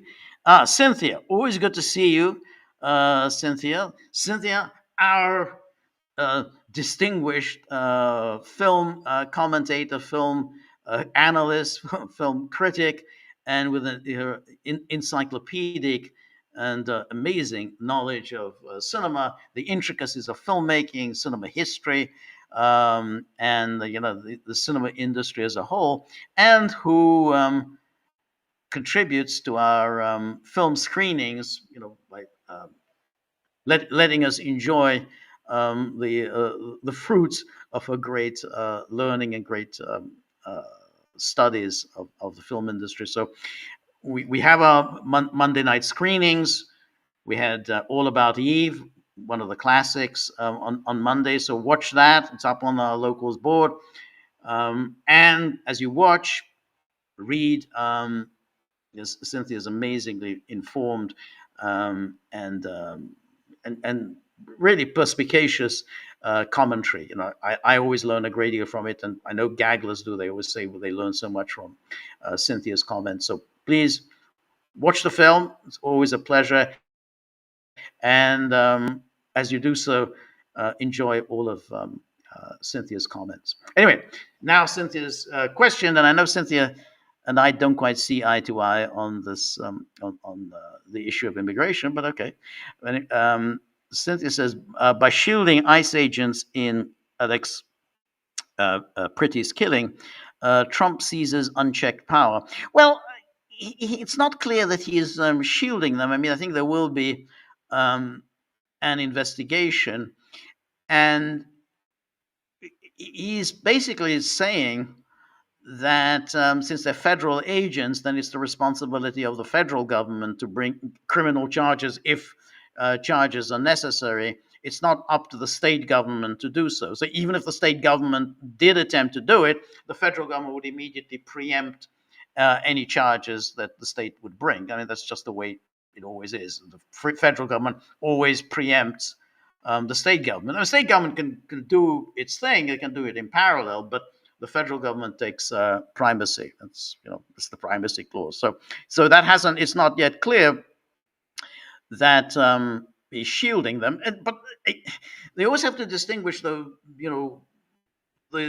issue of obviously this is a horrific event, and and clearly it's a terrible thing happened. That's something separate from the issue of whether this was a unchecked power, rather than in the circumstances the law enforcement officer behaved reasonably. That's really the burden. You have to show, if you're going to bring a criminal charges, that the use of force was unreasonable in those circumstances. And that's going to be that's quite a high bar. Because in those, with gun and everything else, you have 1.5 seconds in which to make a decision. Then you always, the courts are going to say, look, we can't second guess what the law enforcement, an experienced law enforcement officer thought at that moment, and because was it unreasonable for him to think his life was in danger? If all you can say, it wasn't unreasonable, and that any reasonable law enforcement officer would have acted in a similar way, then that's it. Then there's no criminal case that can be brought. So you can blame Trump or whatever. That's going to be determined by the investigators as to can we succeed in a criminal conviction if the law enforcement officer can say I behaved reasonably in the circumstances, even if the outcome was somebody's a killing. I mean, it still was this unreasonable. Anyway, and enforcing a ruthless double standard. Okay, state prosecutors are blocked from crime scenes and evidence, while federal officials defend the agent's deadly actions. The deliberate bypass of law and democratic oversight allows federal agents to operate with near impunity, turning executive authority into a weapon and normalizing unchecked violence. So, as I say, all that's happening at the moment, I think, obviously we're in disagreement here, is that the federal government is preempting the state government, and that's always the case. And if you have, whether it's ICE or whether it's the FBI, the Drug Enforcement Administration, or whatever, if they're federal officers, they come under the jurisdiction of the federal government. It's the federal government that will decide whether to bring criminal charges. It's not up to the state. Tim Walz may say, Minnesota's going to make that decision. No, Minnesota's not going to make that decision. It's the federal government. It always makes that decision. Now, it works, when it happens like a state law enforcement officer, then the state government investigates, and then the federal government can step in, but again, would preempt the state government. I mean, if the federal government comes in and say, hey, you got a civil rights violation here as well, so they would still preempt any state investigation. Anyway, Cynthia goes on, and the media's muted coverage of Pritty's killing Media's muted coverage. I don't see it's muted. I mean, I watch CNN. Unfortunately, it's day and night of Pretty's killing, and has been since Saturday. I mean, it's pretty much the only thing they cover. Works to Trump's advantage. I don't see this as any, on the contrary, I think Trump seems to be backing away precisely because of Pretty's killing. That he thinks that this is going down very badly in the media and therefore among the public. So he's kind of backing away. He's backing down. I mean, he removed Bovino, who was in command in Minnesota. He's been moved out of Minnesota. He's sent in Tom Homan, who's taken charge. He's moved us, shuffled aside Kristi Noem and his good friend Corey Lewandowski. So there's been a massive change. Trump is clearly shaken by what happened with Pretty, and I think that's why he's making all these noises that he wants to cooperate with Minnesota officials, and where's the Minnesota officials saying, go sling your hook, man. We're not going to cooperate with you. Anyway, unlike Alex Pretty, George Floyd's death ignited nationwide fury, mass protests, property damage, kneeling vigil shrines, and swift accountability. Well, the there are differences in this case. I mean, first of all, Floyd was black. He died while he was involved in a confrontation with a white police officer, and it was something that was seen around the world. I mean, you remember it was the 9 minutes during which, I mean, at least in the misleading footage that people looked at, it seemed as if Derek Chauvin, the cop, had his knee on Floyd's neck, and that was misleading. He didn't have his knee on Floyd's neck, but that's what it looked like, and the media all ran with it. He murdered him. He had his knee on his neck. He couldn't breathe, and he kept saying, "I can't breathe," even though he'd been saying, "I can't breathe," throughout the whole confrontation. Even when he was in the car earlier, he was still saying, "I can't breathe." So that contributed to the whole rioting and so on. But the media playing this up. Yeah, I mean, I think it's true. White on white it doesn't quite have the resonance of white on black. So I think that's contributed to the Floyd. But I think also that was an election year. This was in the summer. Yeah, it was just around late May, the summer of 2020, election year, and the Democratic Party establishment, encouraged the rioting because they thought this would weaken Trump, and it did. The rioting served its purpose. It weakened Trump. It looked like Trump was was not able to, bring the rioting under control. So, it's the president who looks weak when cities are burning. Anyway, Needham shines in Pretty's death, by contrast, is largely ignored. It's not ignored. No, I think that's too much. It's not on the level of Floyd, but I'm if I were to turn on CNN right now, I'm quite sure. What are they talking about? They're talking about Pretty. So so it's not ignored. This election, selective attention lets Trump defend federal agents with impunity, exposing a brutal double standard in whose deaths demand accountability and whose are treated as expendable. No, I don't agree. I think that we'll see how the investigation goes, but it's not going to be. There's always a high burden on when police use force to demonstrate that what he did was unreasonable in the circumstances, and then think, well, can we secure a conviction? And then people are going to be looking at the videos, the 1 or 2 seconds, and say, well, was this unreasonable?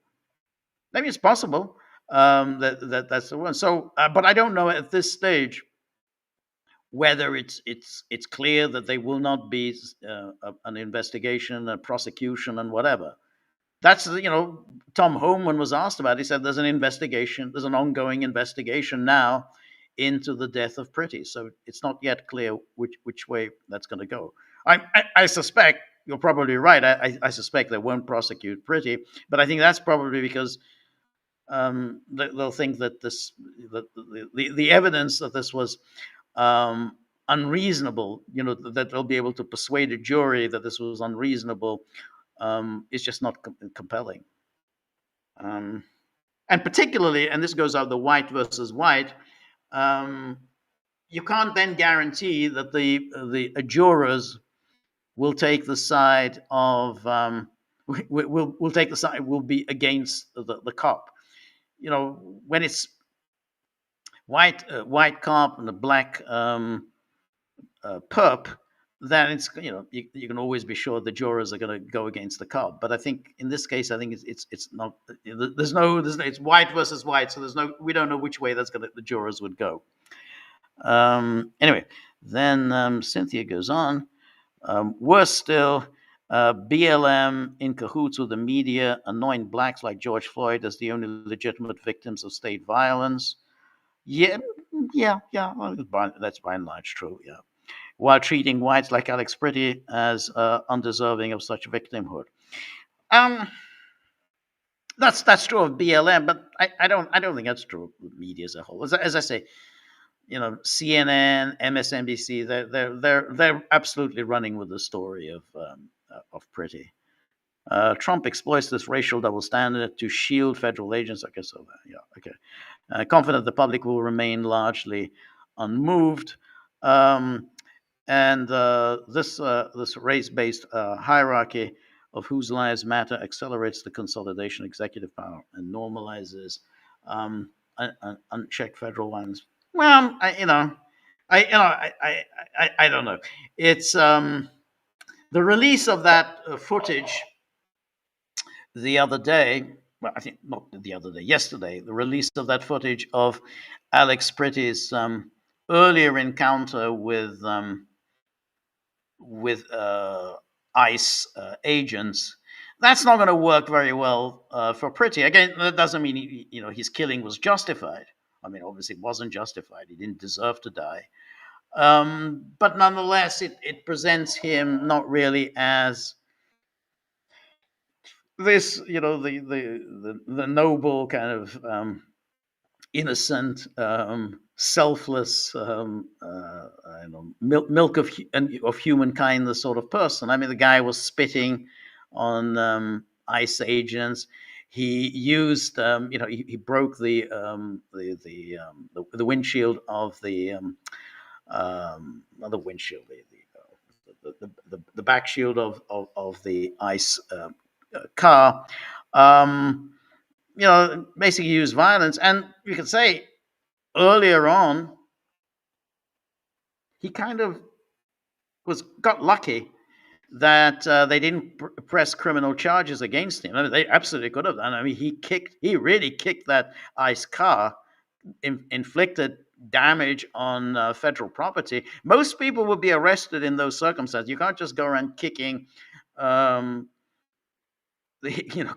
damaging cars belonging to the federal government, while incidentally you're also carrying a gun, as he was in that earlier encounter, which was 10 days ago, or 10 days earlier than this, than his killing. So he got a lucky break that they didn't bring criminal charges against him. Unlucky in a sense, because if they had, and he might have been incarcerated, he wouldn't have been able to attend the protest.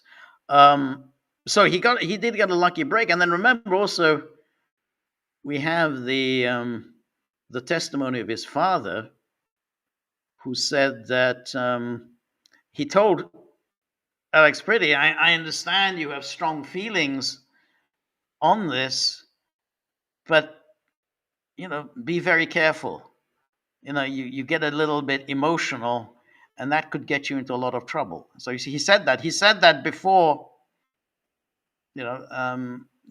Pretty's encounter with Ice. He warned him against getting too worked up about all of this. So all I think what I'm saying is that I think all of that is going to work against Pretty. I mean, it's obviously what happened is terrible, but um, you have to control you you have to control your temper, particularly when you're dealing with cops.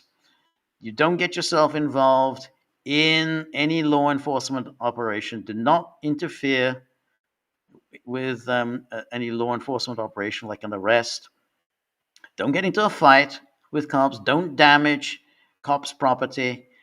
Um, and you know, just do as you're told. It's who is the best advice, because getting into a fight with law enforcement, that's not you're not going to win that fight.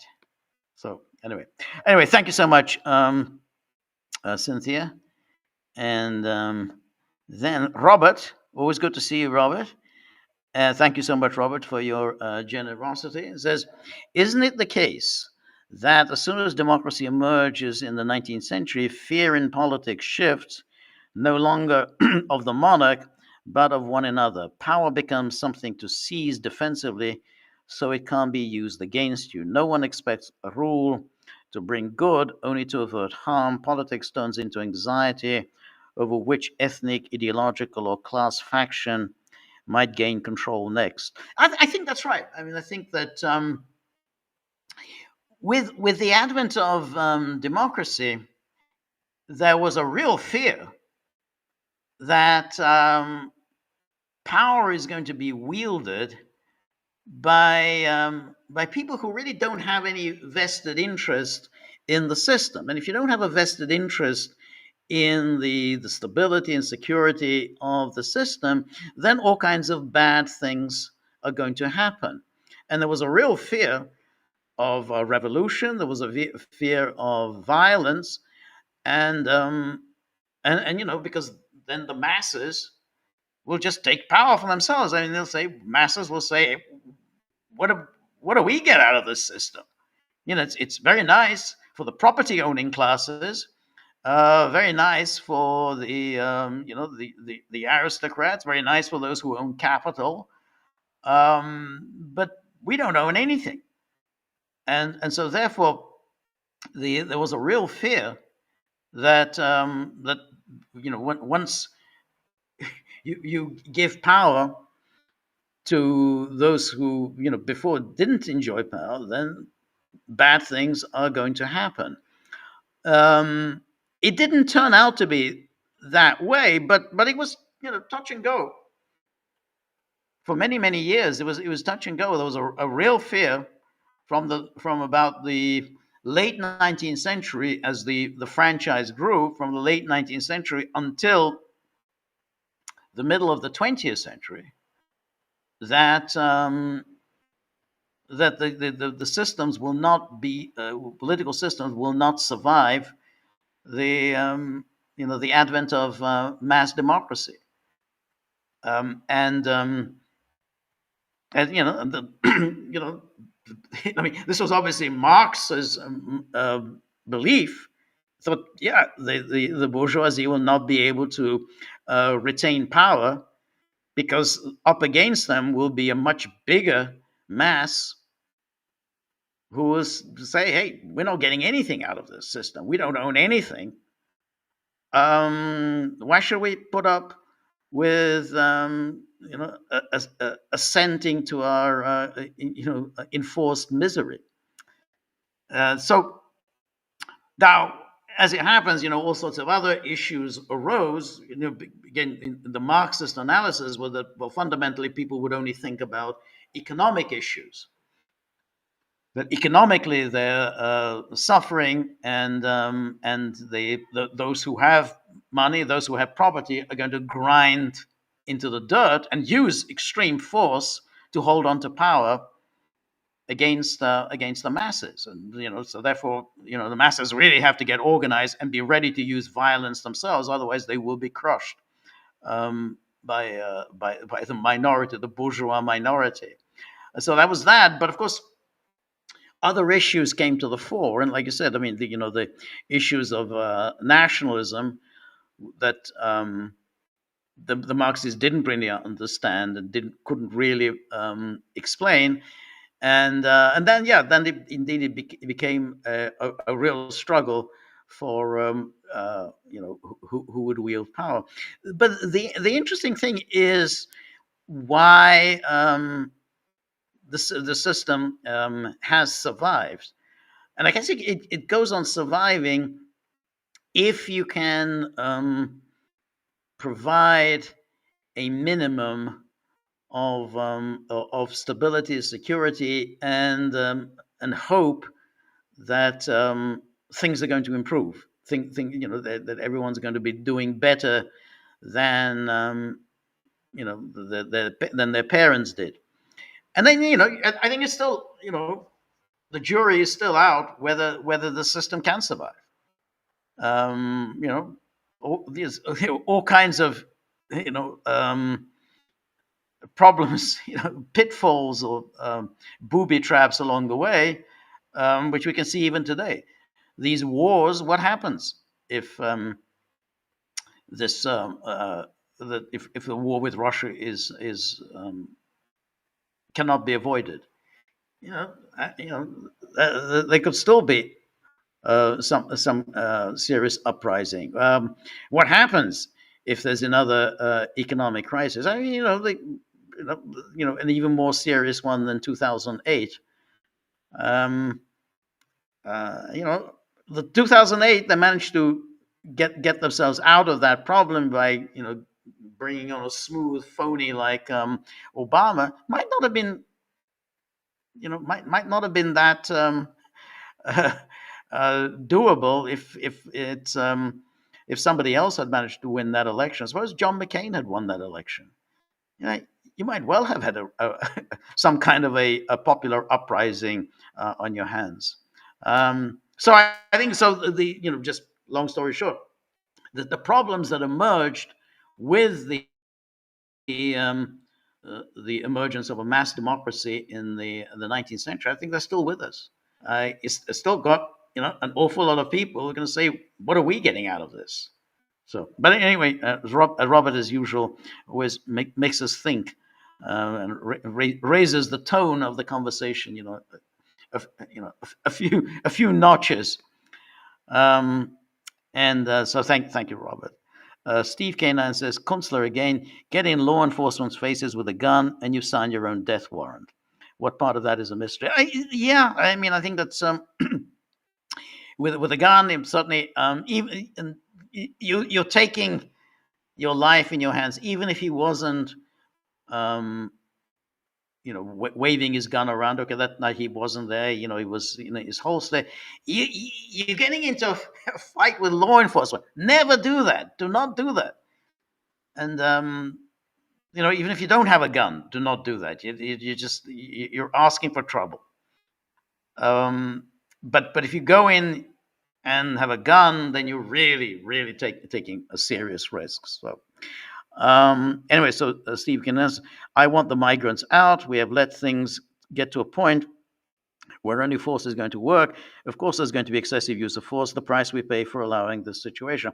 Well, that's right. And I think that's going to be the measure of Trump. It was always obvious that the policy of mass deportations was going to be resisted. The Democrats were absolutely going to resist ferociously because they don't want anybody to be deported. Not one person. Even they don't even want murderers and rapists deported. They want everybody here. because they don't want to accept the principle that somebody can be deported. Their point is that if you're in, you're in, because that's their pool. That's essentially their voting pool. They're the ones who are going to be voting for the Democrats in the coming decades, and that they will entrench a permanent Democratic majority. And that always has been the Democrats' policy. I mean, that's all the way from the 1965 Immigration Act.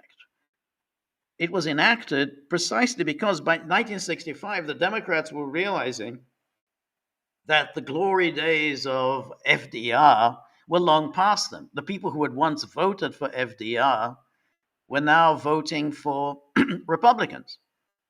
They saw what had happened with Eisenhower. They saw that even even with Kennedy, almost certainly Kennedy lost that election to Nixon, so they couldn't even beat Nixon.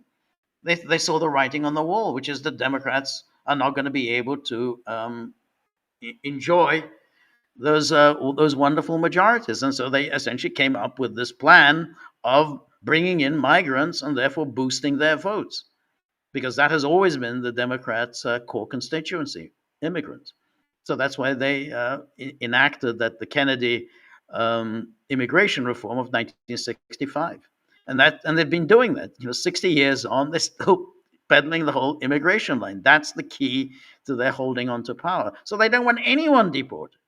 You imagine start deporting 20, 30 million people? The Democrats will be in a minority. They'll never be able to get power.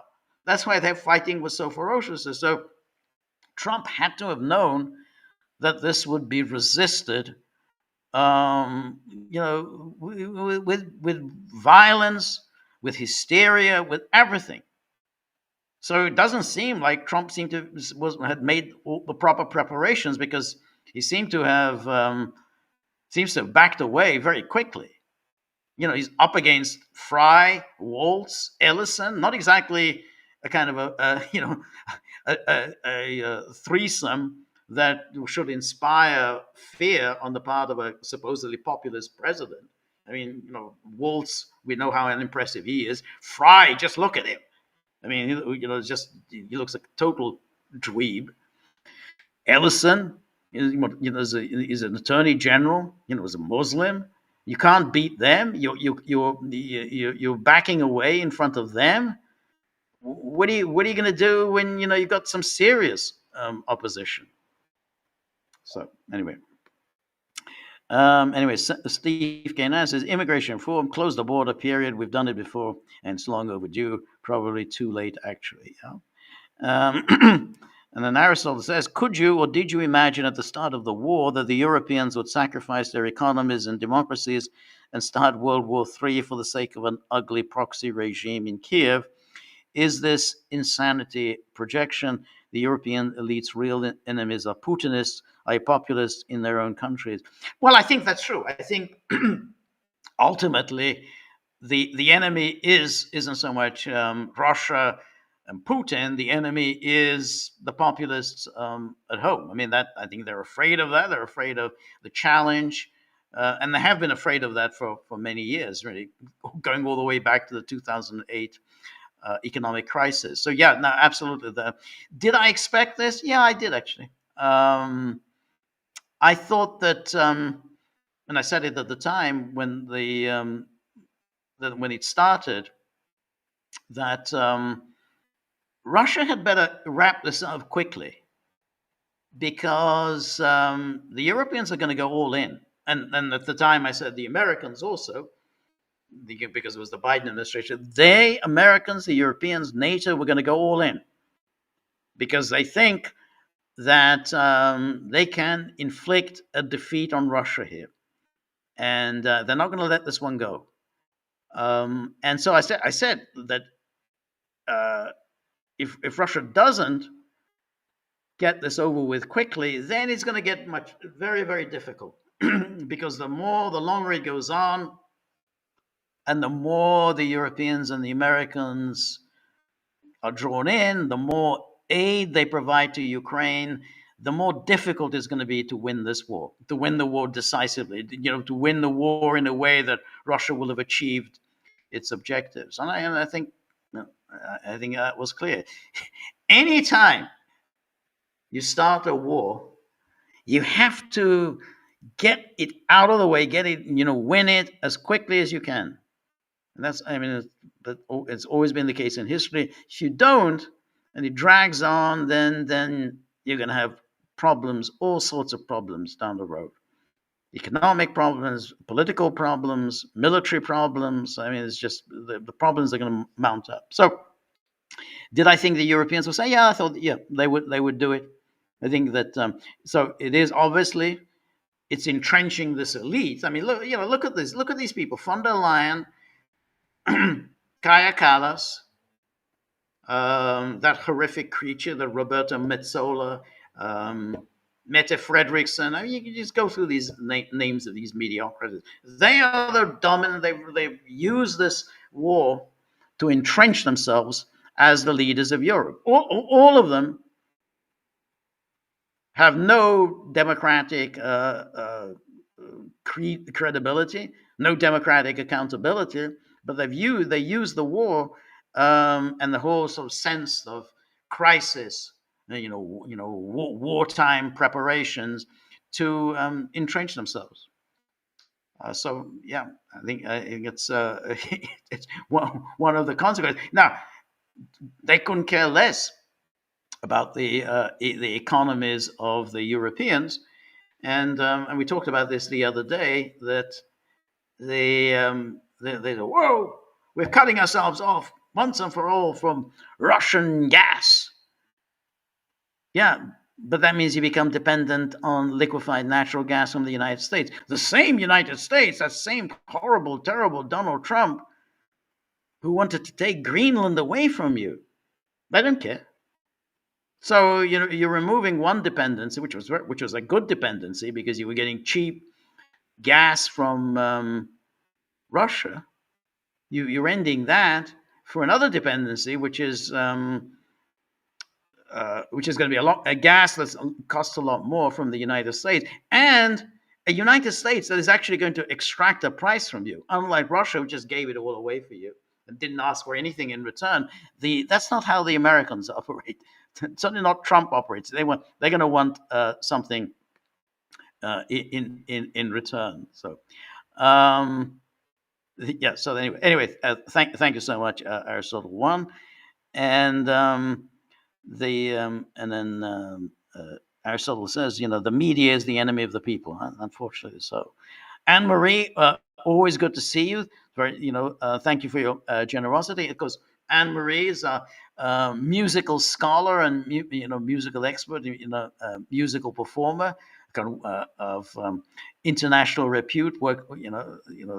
Performs in some of the finest orchestras in the world, and fortunately, we have her, her musical talents at our disposal here on the Gaggle, and so she allows us to enjoy, the fruits of her musical experience.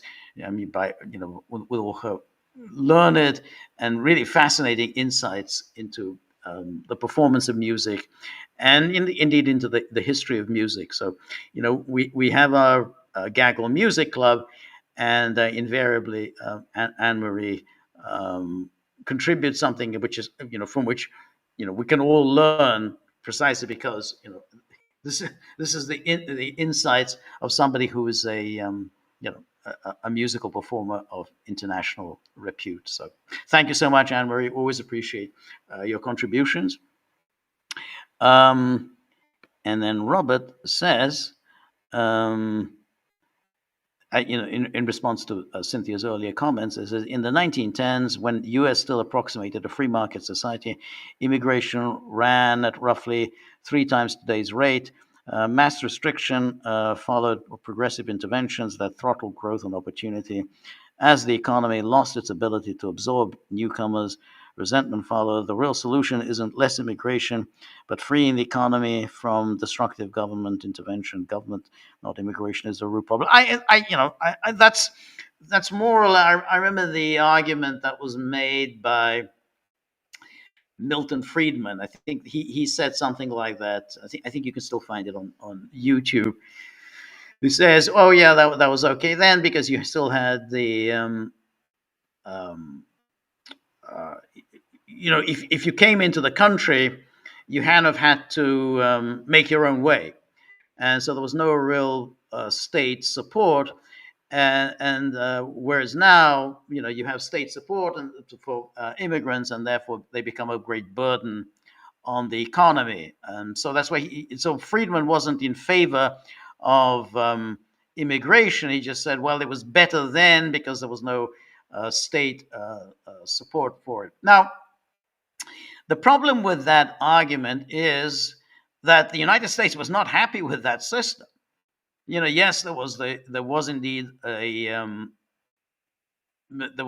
was uh, and a very rapid flow of immigrants into the United States in the late 19th and early 20th centuries. Then, which is when the Italians, the Irish, and everyone else came. But that the United States reacted against that, and that led to the immigration restrictions that were put in place in the 1920s. So, in other words, the Americans were not exactly thrilled by this massive flow of migrants into the United States. That's why they put those restrictions. The restrictions remained in place. America was probably the most anti-immigration country in the world for those 40 years. Nobody got in. Almost, there was no country in the world that was as restrictionist that as the United States was from the 1920s until the 1960s. And that was precisely in reaction to what was seen as excessive flow of migrants into the United States. Then it changed in the 1960s, and then you had the massive flow of migrants again, which hasn't been stopped. Now, so therefore, it wasn't some glorious era. Since the Americans were not particularly happy with that. But the problem is that anytime you have mass immigration, it's always going to be a problem. Even if you say, "Oh well, we're going to have a free market economy," which nobody really believes. No, it's just not going to happen. I mean, it's just a nice theoretical exercise. It's not going to happen. There's not going to be a free market economy. The government is always going to intervene in the economy. And that debate has been settled. I mean, government's always going to be playing a major role in the economy. But um, the moment anybody comes in, it becomes a burden on everybody else. It's going to be a burden on health, a burden on schooling, a burden on infrastructure. I mean, if you're using a car, therefore it's going to be you're adding to the traffic jams. Burden on housing. It's a huge, huge burden on everybody else. And you say, oh well, but they become they're going to pay for it. Well, you're not going to pay for that. First of all, many of them don't pay taxes because if it's they're earning low pay, so they don't pay taxes. Or even if it's not low pay, then it's off the books, so nobody really knows, about your job. So you don't pay taxes. So you're not really paying for that huge burden that you're imposing on everybody else. So, um, so if you say, well, the answer isn't to stop immigration, I'd say that was, certainly an answer. It's something that at least can be done now, rather than moving towards a free market economy, which just isn't going to happen. I mean, we've had countless presidents, countless governments promise, well, we'll have a bit more free market economy. It just doesn't. It's just not going to happen. It cannot happen.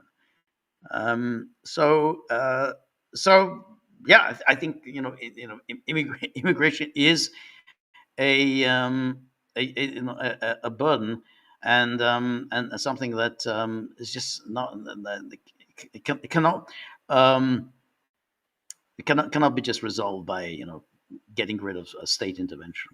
Anyway, here's Robert's got a this is a picture of that guy of what was the name? That awful censor, the EU Commission Commissioner for Censorship, Breton, is it? Yeah, Thierry Breton. Yeah, that's him.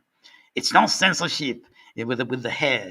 It's not censorship. It's a user experience upgrade. That's the one. Yeah, exactly. Yeah, that's right.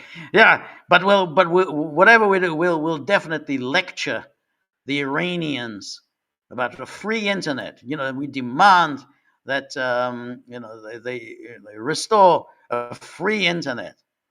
So anyway, my time is up. So thank you so much, everybody who joined me. Thank you so much for all of your really interesting, stimulating comments, questions, criticisms, arguments. I really enjoy it. Thank you above all to those who put something into the tip jar. As you know, the dogs are not happy, and they take out their unhappiness on me. It's always, well, yeah, your bloody fault. What would you say you do here? As they like to say to me, what exactly are you doing here? Anyway, that's my problem. Thank you so much for everything. And then we're going to do some more podcasts over the weekend with Peter, and then next Tuesday we're going to do another live stream. So I look forward to seeing you then. Until then, all the best. Good night. See you soon.